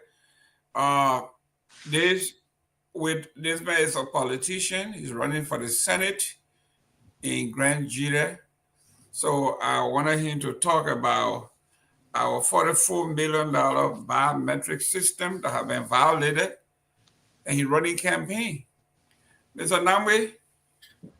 Yeah, but I'm just confused about the new group he's talking about. I don't understand. Anyway, But let me let you ever know that I misunderstood this point I'm not earlier. leaving my ANC party. Let me get say that. Oh, That's reassuring. That's reassuring. That's reassuring. But look, yeah, the reporting on this biomed this national ID card thing is that this is a single source contract. Apparently, the PPCC came out against this very entity that is being awarded this contract, and it appears that it seemed like some of the information was concealed from the president, which I don't believe, because I think we're making too many excuses for our leaders. It is always somebody, but that's why they are there, to shine their eyes. But yeah, the process started. If we remember back, I think in June or so, there were reportings of delays, long lines and all of that, and then it was halted. And we had thought it was halted because they were trying to overhaul the process and make it more efficient. But they brought it right back and left the same institutions in place, same people in place. The only difference was that they had not given it. They had given it to the president's political advisor, national security advisor. My friend, brother Samuel Kofi Woods. But it appears that all of the concerns that were present, that were weighing this thing down, are still there. The president left everything intact, including the initial contractor and everything. So it really is, it's hard to understand. And now we're hearing all of this now that there's all kinds of nefarious things happening in the background. But I don't know where to this government. It's really difficult to find a bright spot with this government. It's just so surprising and disappointing. But yeah, that is the reporting. It appears there is something that is also pushing this contract to the detriment of the ordinary people who will suffer again, because the long lines, I don't think they'll be able to resolve this. And like my brother, before you land, the report actually flagged your friend Kofi Woods as one of those who were pushing this particular company. Of course, Kofi Woods, I believe, Mama Kabe, Ability again. The usual suspects. And yet we want to make excuses for this president for his indecision, his inability to make a decision. Look, I don't care if it is my own son or my own brother, or whoever it is. If you're in a government and you're not functioning, I think the president should do the needed and replace you with somebody. But it is the same thing we keep hearing. And look, I can tell you, nothing is going to happen about this. It is going to continue as is. Next year, to this time around, we might still be talking about it. Very unfortunate. Great. Ladies and gentlemen, time is fast spent. Let's go to this very important topic here. This one comes from... Mr. Gayman, just 1 minute. Can I comment on the ID card thing? Just 30 seconds. Go ahead. Yeah, so this whole outsourcing the national ID card registry to a foreign company, it comes back to the same thing I was saying earlier. We never originate stuff on our own to see how we can start something from the start to the end. It's outsourcing, then it's easy. When some foreign country read a report, we take it as gospel. We need to act like an independent country, sit at the table, think on something from the start to the end, and get a workable solution. Thank you. And to Sefa's point, I don't think this is any different from LMT. We were talking about the Ministry of Transport. It's the same thing. Yeah, but Mr. Sefa Dix, maybe 4 or 5 years ago, there was a guy by the name of George Famole. He actually put together something similar, a system like this, and he actually bid it.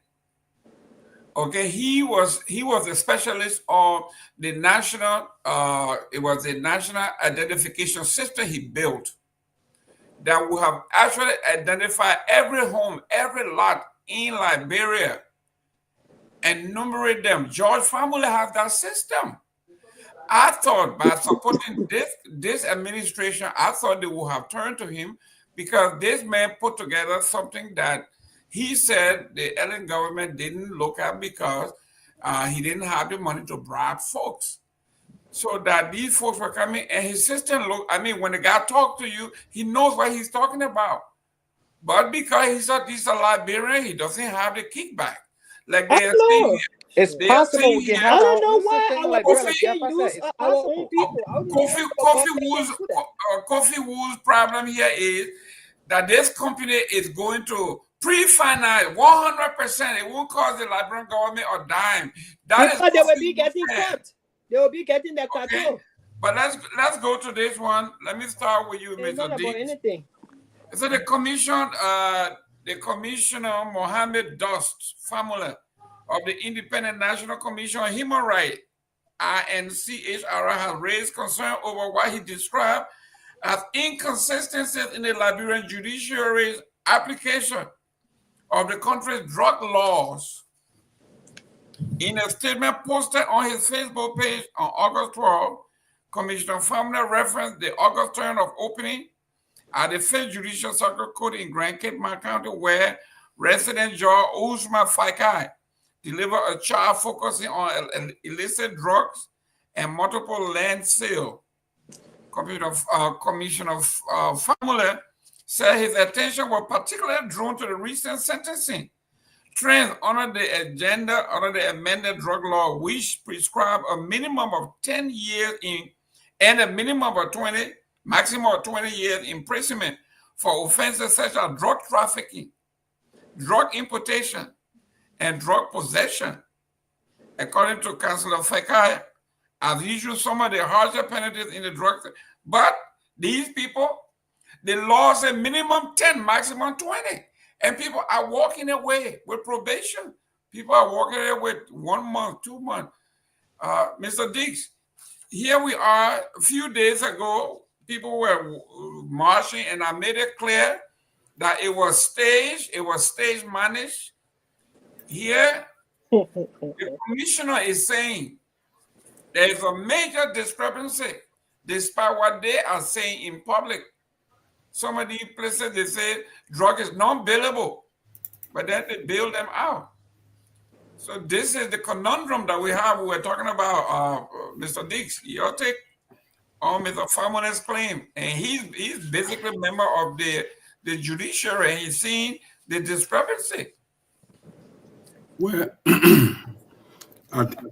I'm sorry. I think it was it 3 years ago when they passed the drug law, and they focused mainly on sentencing. You know, to fight drugs, you got to fight like a 3-pronged approach.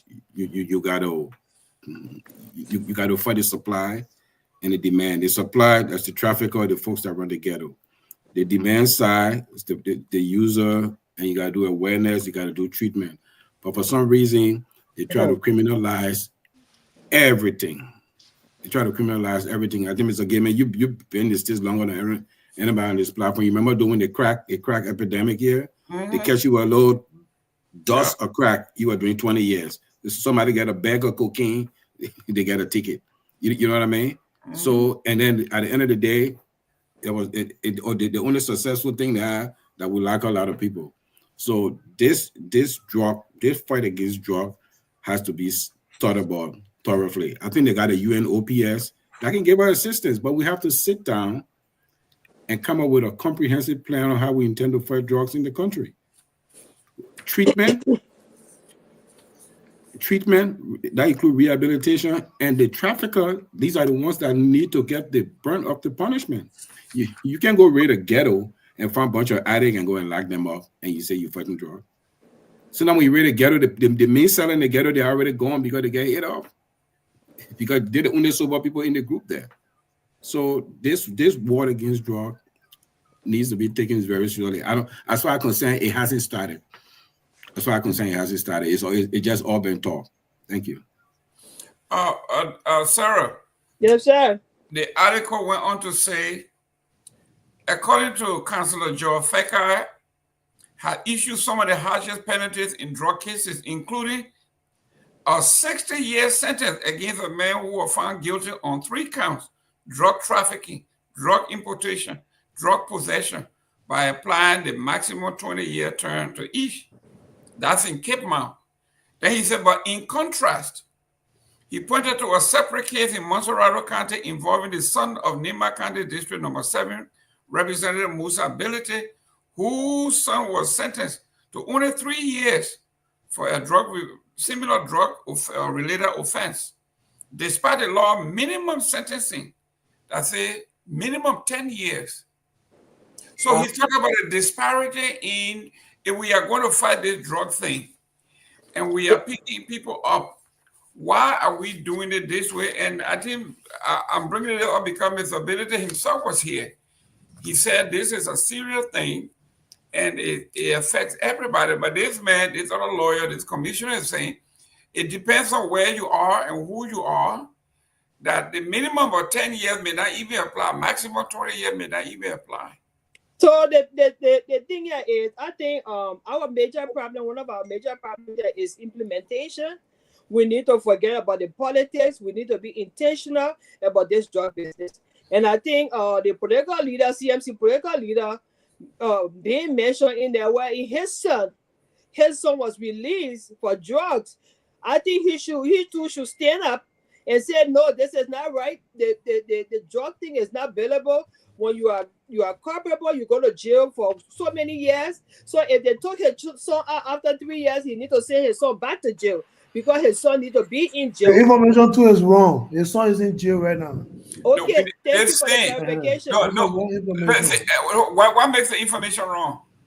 Because she said if the political leader's son is out of the jail, No, she said if. She said if.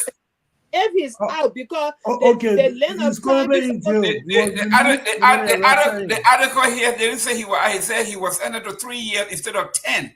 Thank you. Okay. That's a disparity right there. And drink some more water, Seleke. Drink some more water. Okay? So the thing here is, Mr. Gayman, our problem here is implementation. And to tell you the truth, governments upon governments have failed us. They have failed us because we have to be intentional. Our young people are dying from this thing. We have to be intentional on all levels to be able to solve this problem. It's not about politics. It's not about which party you come from or whatever it is. I think all Liberians should be concerned about the level. I even read an article where the LDEA was saying that government ministers are also involved. So if this is true, then where are we going? Our young people are just vulnerable to these people. They are vulnerable. These people, they make all the money. They got the power. They got the contact. They bring this drug from the through the airport, through the borders and things, just to destroy our young people. And they will come when other people talking, serious people talking about it. They will come and be pretending like they're so serious about drug, eliminating drugs. We saw what happened between the fighting guys when they were over there. The kind of thing that happened. They were fighting among themselves. And some of them were even, we heard, were even, involved into a lot of things. We have to be intentional. That's just my point. We have to be intentional if we want to fight this thing. Let's put politics aside. It has to do with all Liberians, all of our people. I saw a video of a woman crying. The day the people were marching, they no drug people were marching. There was a lady on that video crying for her son. She was crying for her son. How her son had been destroyed by drugs. Can we see all that? Let's put politics aside and help our people. This has nothing to. If somebody is caught, even if a government minister, you have to be in jail for 20 years. Stay in the jail for 20 years. Let's put something out there so the people can be serious to fight drugs. Seriously, this is hurting our country. Ladies and gentlemen, we got Sarah on fire. But we got two things that I want to announce here. At the end of the week, guys, please get ready to nominate your person of the week. It could be a politician, it could be an ordinary person, but we are talking about ordinary people doing extraordinary stuff. It could be a politician, it could be a clergy person, it could be the president, it could be a political leader. It could be a move that will stand out as smart. And that person could be the player of the year, of the week. So we need to be thinking about that. Secondly, I will be doing a series or an argument either next week or the week after for which generation is the greatest generation in the Republic of Liberia.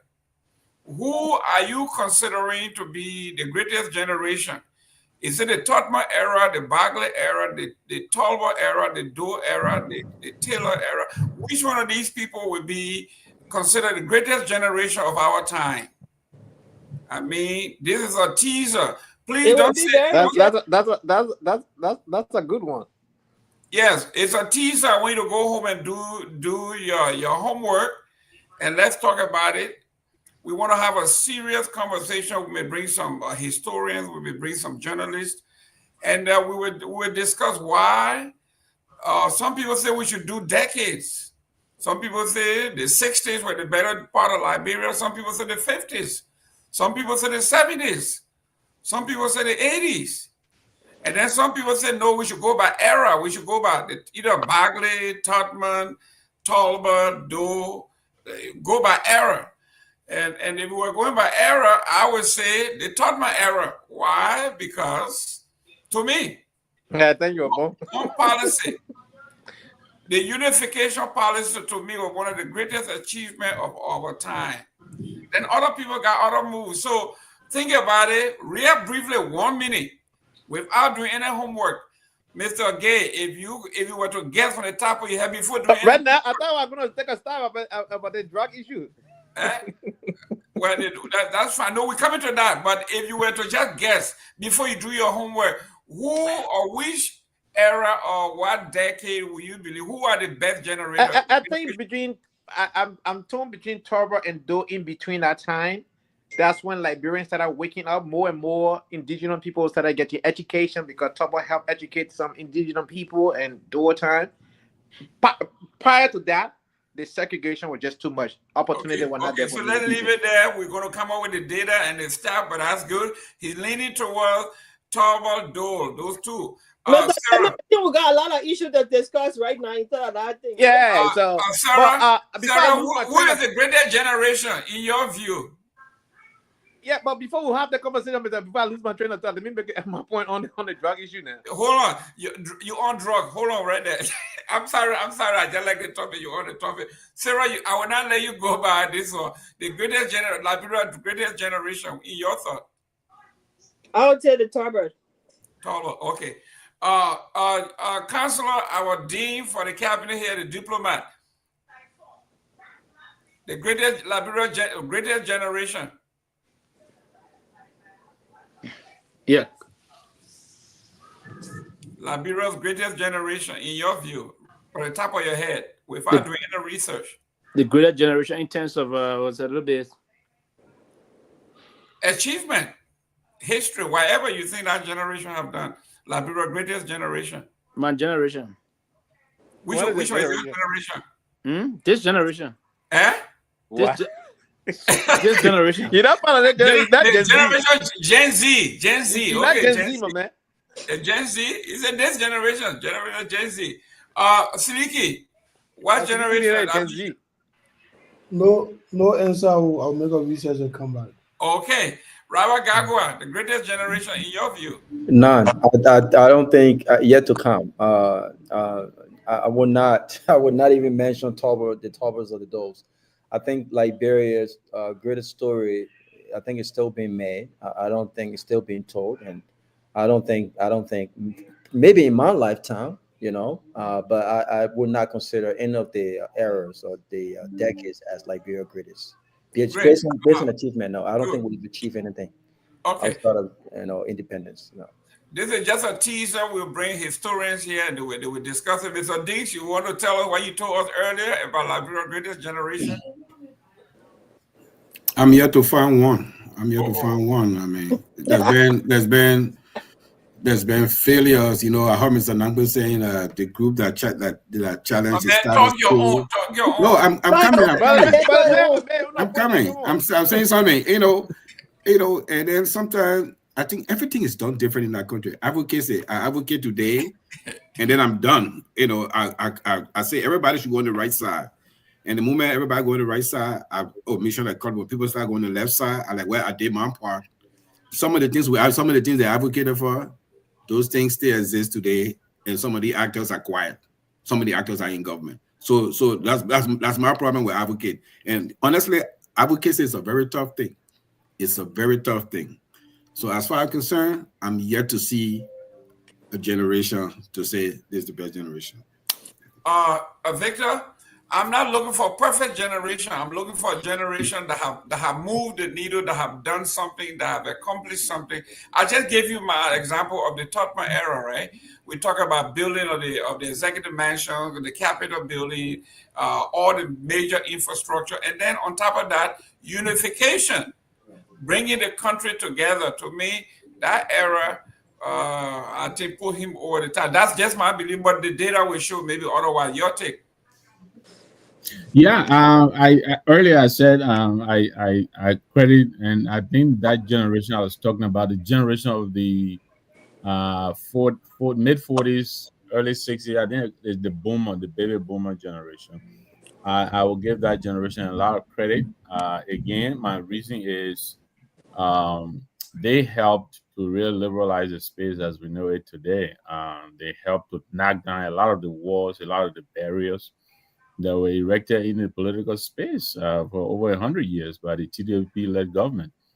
I give Tobo a little bit of credit as well. I think he facilitated, some of the breaking down of those walls.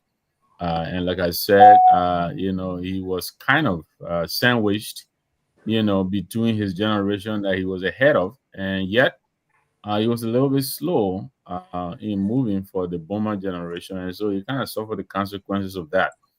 But I give them credit. It is because of them today that we're enjoying a lot of the freedoms that we are. We can all come here, like I said earlier, and speak what the government is not doing right, and there will be no unmarked cars chasing you around. You gotta, take 4 or 5 different turns before you go to your house, or sometimes you gotta go and sleep out. And so, again, I will give them a lot of credit for that. Thank you. Let's go back to the topic. We got 15 more minutes here. You were talking about drug. You were on drug. Let's go. Go ahead. Yeah. So let's be serious about this drug issue here, right? Like Siafa said, I don't think we have started. Here's the reason why I said I want to agree with what Mr. Dick said, because on this very show we have the former, LDA boss, Mr. Kromah, and we also have a deputy here, Fatiga. I posed this question and they consented to it that we have over 1,000 men and women at the LDEA that are considered ASEAN agents, right? They are not on payroll, my people. How can you fight drugs, illicit drugs in the country, and the people who are risking their lives to help fight these drugs are not on salary? Are we really serious in our country? That's point number one. Point number two, not to be repetitive, when they get these guys who are the user of the drug, there is no national facility for them to get detox, for them to get rehabilitated.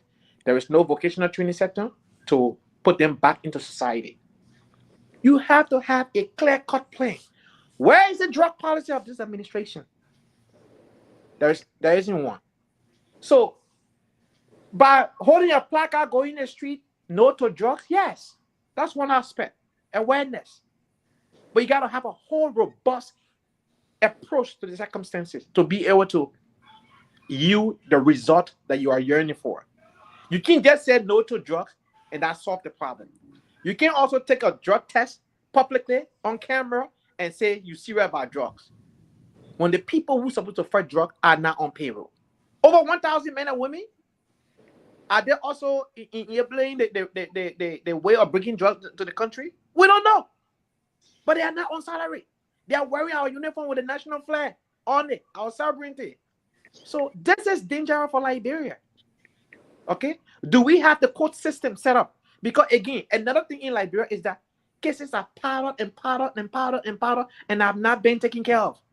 What is the essence of having these courts that are not going after what it is? There should be a specific court for just drug-related issues. There should be a specific hospital for people that are using the drugs, so they can get detox, so they can get rehabilitated, so they can get treatment, and then giving vocational training. That person can become an electrician. That person can become a plumber. That person can become a carpenter, and so on and so forth. They are very young. We got over 100,000 plus. It will amaze you to know that in Grand Zwedru City itself, 8 communities have been identified as Zoko communities. 8. Now 1, now 2, now 3, now 4. But 8 of them. This is everywhere in every county. So we got to be serious about drugs.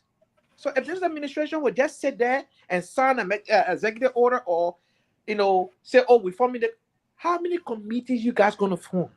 How many meetings you going to go to know that this thing is taking people's lives? So, Mr. Gayman, this administration yet again, has failed on this front. Thank you. Sarah noticed that he's talking about Grand Jita. He talk about Zwedru. I think what county is Zwedru again, Sarah? What? What county is Zwedru? What county? Mm-hmm. What do you mean? What county? Okay, we'll pass. Rawa Garguah, if you have any idea about the geography of Liberia, where is Zwedru? Oh, but you should have said where. You said what counties? Yeah, so which county is Zwedru? Go ahead, Sarah. You texting it? I see the woman Googling. I'm not Googling anything. I'm not. But she already spoke on the subject. Pewee. Right? Eh? That's another southeast. Oh, Pewee, help us out here. Which county is Zwedru? What do you mean, which county? I don't get it. In Liberia, which county? I think it's Grand Jita. Wow. Okay. Now but you see. is the city. It's not a county. It's the capital city. Come on, Sarah. It's not a county. Sarah, I said which county? What I'm getting at, you missed the point.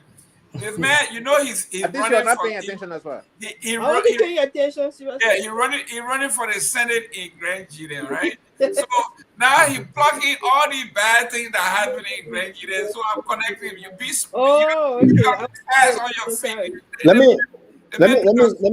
Smart, but let's go to our closing here. Rawa, you got. Yeah, let me take a stab at this real quick. Listen, kudos to the folks who organized the campaign against, say no to drugs. And I thought that was great. I saw that all of the government officials were on board. The IG was on board. Representatives, lawmakers were on board. And one of the things that I didn't like about that, endorsements of public officials was the fact that these are the guys who are the decision makers when it comes to taking serious steps to fighting the drugs epidemic in our country. If these guys truly care about curtailing drugs in Liberia, they have within themselves the power to do that. They have the power to do that. We spoke about this arrest agenda. The president, I think I'll give some credit when the budget was sent to the House. I think they had initially asked for $2 million on to LDEA. When it went to the Senate, when it was sent back, they cut, I think, almost $1.5 million of that, and ended up with under $500,000. And so I'm sick and tired of people just talking the big talk. If you truly want to do something, you have the power to take some serious actions on drugs. We cannot, as a country, fight drugs only by talking about it. We got to take serious actions. Since this civil crisis, we have not done anything. The government have done nothing to rehabilitate ex-combatants. We disarm folks. No process of rehabilitation. No process of reintegration.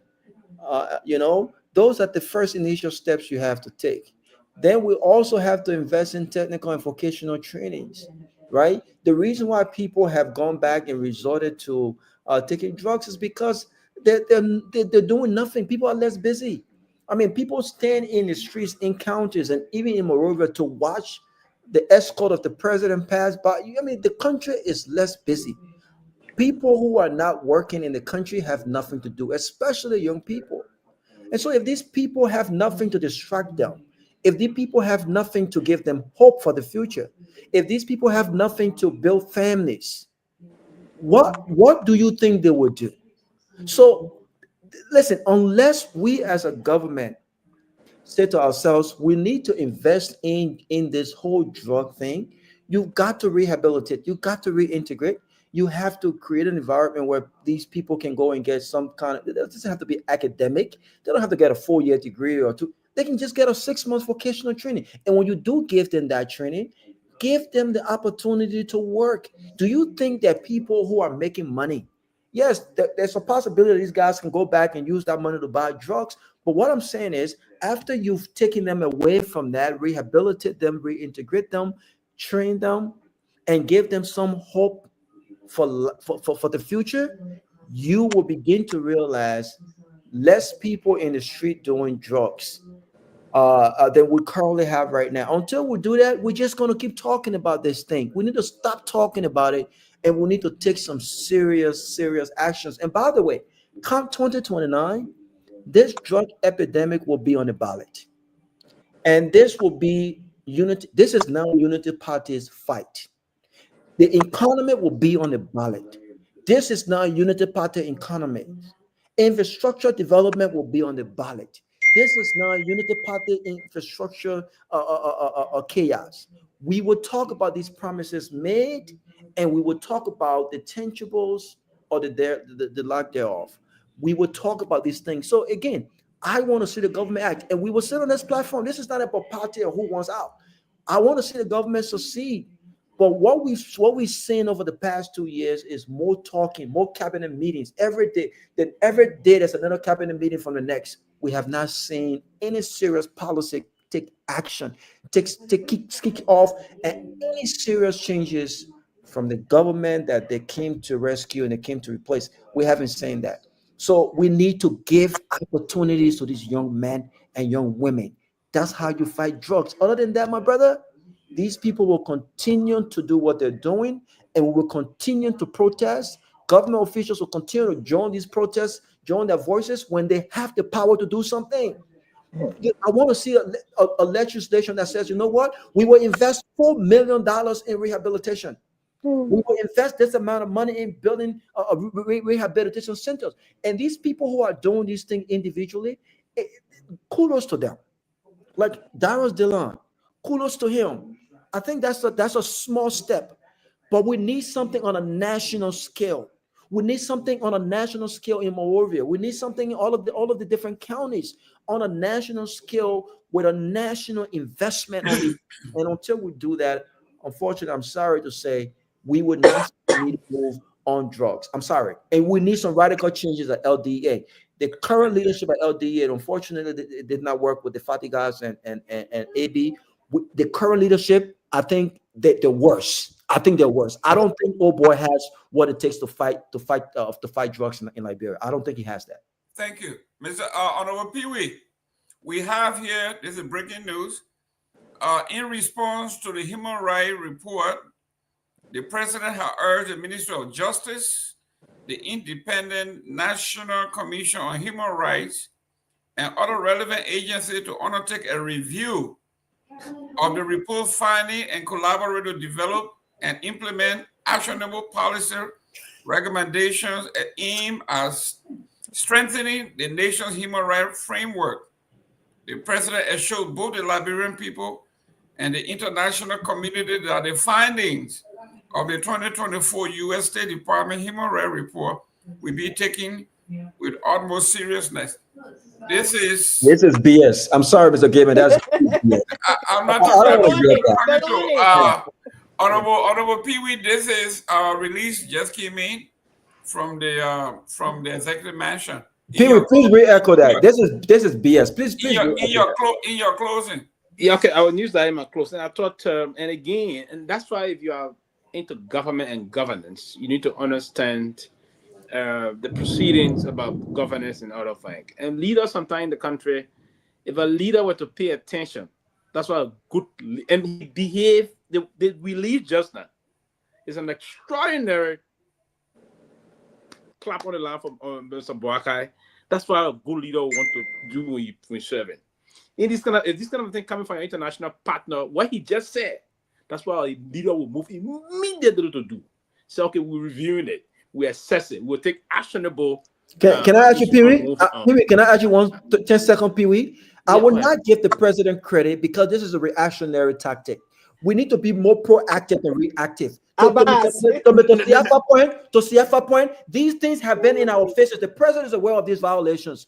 Why is it that he has to put a team together for review only after a report comes from the U.S.? Why? It's not. That's why the report is a rebuke of his administration. But any leader, you're not sitting and allow that rebuke. You say, okay, we're guilty. He's melting guilt here now.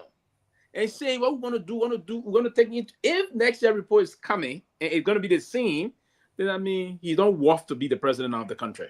But for now, Raul, even if you are the president, that's what you're going to do. That's why, and diplomatically, that's the best thing to do. There's the world most powerful country. This is a country that you want some. The president is hoping to get an MCC through. You think he don't react to the thing is a good sign for him? No, that's the reason why they reacted tonight. They reacted tonight because they need something from this government. They reacted tonight. They wanted to say those things. Now, I'm not saying, get me right, Robert. What I'm saying, I'm not saying that he's going to do anything tangible to change things. I hope so. But if that's the case, good. But he's reacting in the way and manner because he knows very well he don't do that, his arm will be twisted. We have something in diplomacy called the arm twisting diplomacy. And in the arm twisting diplomacy, there's an element of the big pocket theory. And the United States government can also use that. They got the big pocket and they got the power to twist our arm. So what he's doing now is to say, hey, he's instructing them that these are just bureaucratic measures they're taking now. Okay, we'll take the measures, we'll correct things, we'll take actionable decisions. But that you are now saying to whosoever, it's just like Raul, you accuse me, you say, okay, man, what you did to me was wrong. I said, Raul, I'm very sorry. Look, moving forward, I want to do the same thing. If I wanted to come and say, Raul, to go to hell, that means I'm arrogant. More or less, if I'm relying on you for certain things, you think what I would do? That's when you say, Raul, or you call me and say, well, your kid came because you pay my rent. You say, your kid, I'm children went to your home, but your kid beat them up and other things. And I know that you pay my rent. I mean, bring it in the line. What do you expect me to say? The first thing I'll say, I'm very sorry. I'm going to that house. I'll be to the house. And maybe you'll be here. One of my children crying in the background. You don't do that thing in the house. I'll say, you think you're going to lie? Then it will cool you off. You know that man took some actions. What he's doing, probably I didn't even beat my child. I just told her to stream. Then you heard that noise. Okay, man, taking some action. So what he's doing now is that he's trying to take a measure to show to these people that, and that's why some of the leader care, they are showing some sign of being concerned. It also pay off in diplomacy, and that you took some actions, right? And so that's one of the reasons why I think they're doing this, and that's any good leader would have done that. Even if the intent is not, you would have done it to prove to people, because you're not onto yourself. You were hoping for them to do something for you. So that's the reason, basically. So Gayman, I'll close on this note that we hope that these measures, the Minister of Justice will take actions and other things. And we see the police tomorrow brutalizing other people, jailing people, doing this the next day, then we know they're not serious. And this thing will be documented again. And if there's a report coming up to rebuke them, and this report may even is a concern, this report may even, it may be difficult for them to get this MCC. And it will also, it's a rebuke to them. Investor will run away from the country. It's not a good sign for them. It's a serious rebuke of the government. And they're playing with this. It will hamper them. So I don't see nothing happening in the country this year in terms of investment. And this will go for the next 1 year. I don't see no potential investors going to the country. They were going to be a comment. It's a concern that will have to be addressed. And I hope they address it. Thank you. Honorable Deeks. This is my closing, right? Yes. Yeah, I mean, the president response, that's standard operating procedure. So I won't take much time on that. Standard operating procedure. We acknowledge your report. We're going to take steps to make corrective actions. Standard operating procedure. But you know, we keep talking about these civil society organizations, Tao and what have you. Let me throw a question out there. Did anybody hear anything from Tao during the speaker saga? Yes. I mean, did anybody hear anything from them? Oh yeah, they came out. Yeah, they And what was the position? What was the it. position? Yeah, they condemned it. They were on the side of the law. But the president can disobey the Supreme Court, who is Sita. Yeah, so I mean, I guess I mean, sometimes these civil society organizations, I feel that they focus on working with international partners more than screaming, than shouting in the country that they're working at. So I don't take much from them. But anyway, good show. I mean, let's originate thoughts on our own that we can solve locally and stop allowing people to give us template that we can use for our national development, or else we'll never get there. And then one thing I want to put in there, August 11, what, 3 days ago, it was 22 years ago, August 11, when Charles Taylor resigned and left Liberia. So we are 22-year post-war country. See where we are today. Thank you. Wow. Sarah. Yeah, absolutely a great show. And we will always come on when we have the time to join you guys to see what we have to say to our people. And no matter what, one way or the other, something will stick. Like my brother Tiafa said, it's standard operating procedure. The president responded. The real action is yet to be taken. The Liberian people will be looking forward to that. We are hopeful that he will be able to talk to his lieutenants to make sure that they respect the laws of our country, respect the rights of our people, no matter which political party they come from. We are all Liberians. The president is president for all Liberians and not for specific people. So I hope the cabinet meeting they had, the retreat they had, I hope he kind of sound that warning to them, talk to them, ring it in their ear over and over so that they can know that this country belongs to all, our country belongs to all Liberians and not United Party alone. So great show. We'll come on here again and say what we have to say. Thank you guys for the opportunity. Thank you. Mr. Kromah. Yeah, good show.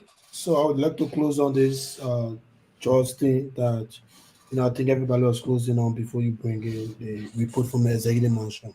So the George thing is that, like I always say, is every family in Liberia, one way or the other, you are affected by this. Either you know somebody that is being affected, or maybe a friend of yours, is into this or whatever it is. And the protest recently was a good protest. And I think it was today we saw of news on Facebook that some communities already taking, actions by burning down all of the ghettos in the communities.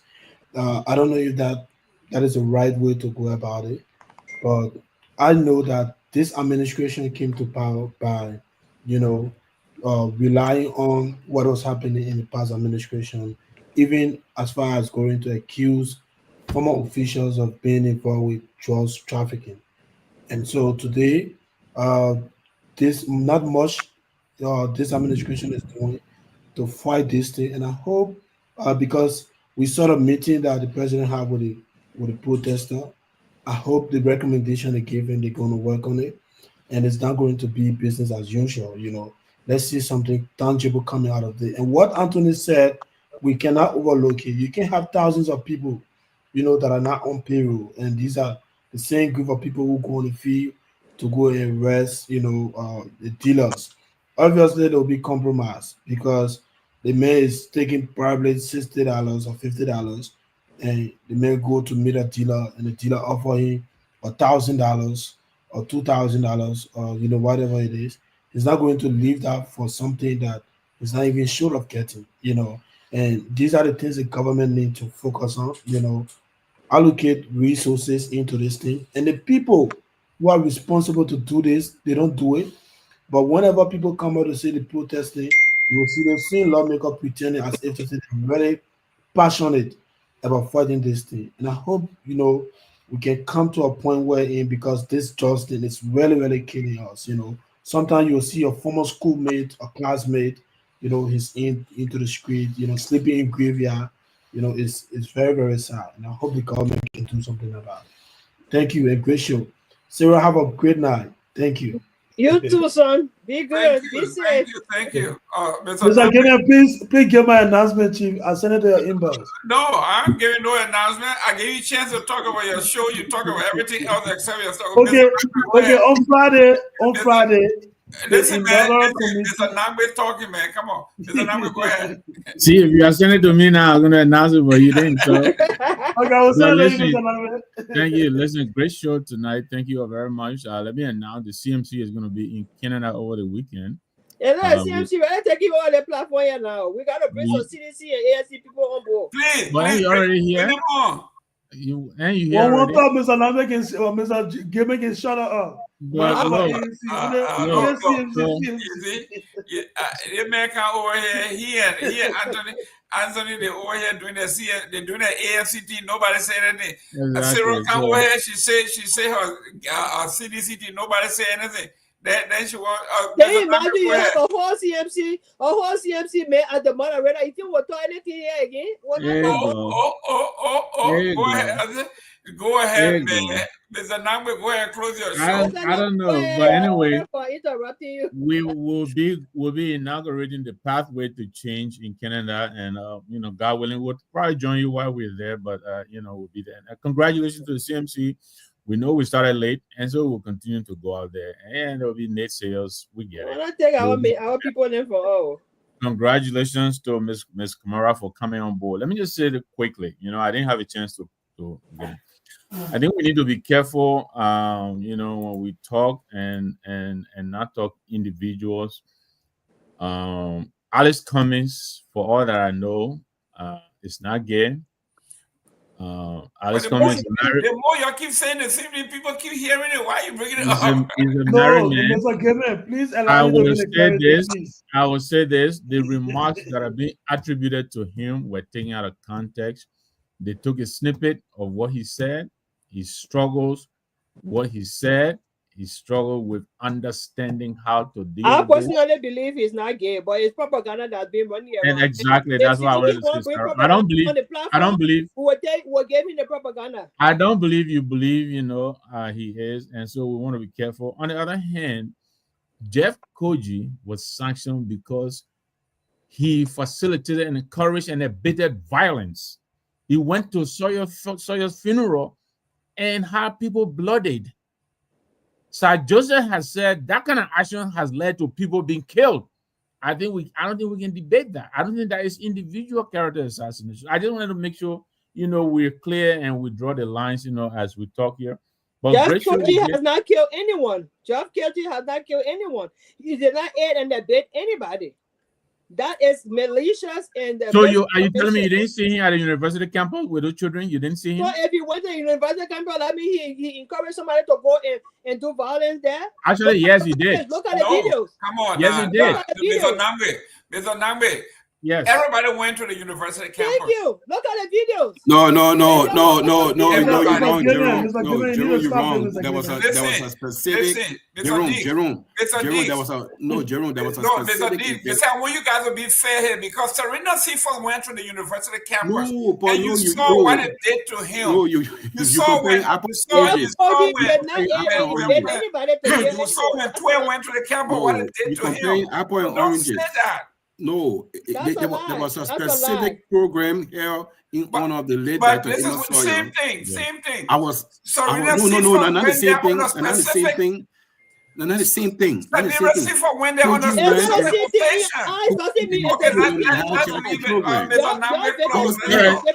I was immoral here. You know what, Mr. Diggs? Thank you. Let's leave it there. But let me close out let me close out by reading what our brother here sent me, and the summary is that they're appealing to the closing argument to allow them to appear on the platform as they're preparing for their inauguration.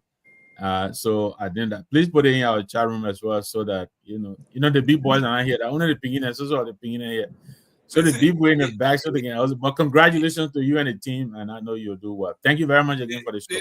The gentleman reached out to me, and I told him I pushed on 30 minutes on Friday for them to come and make their case.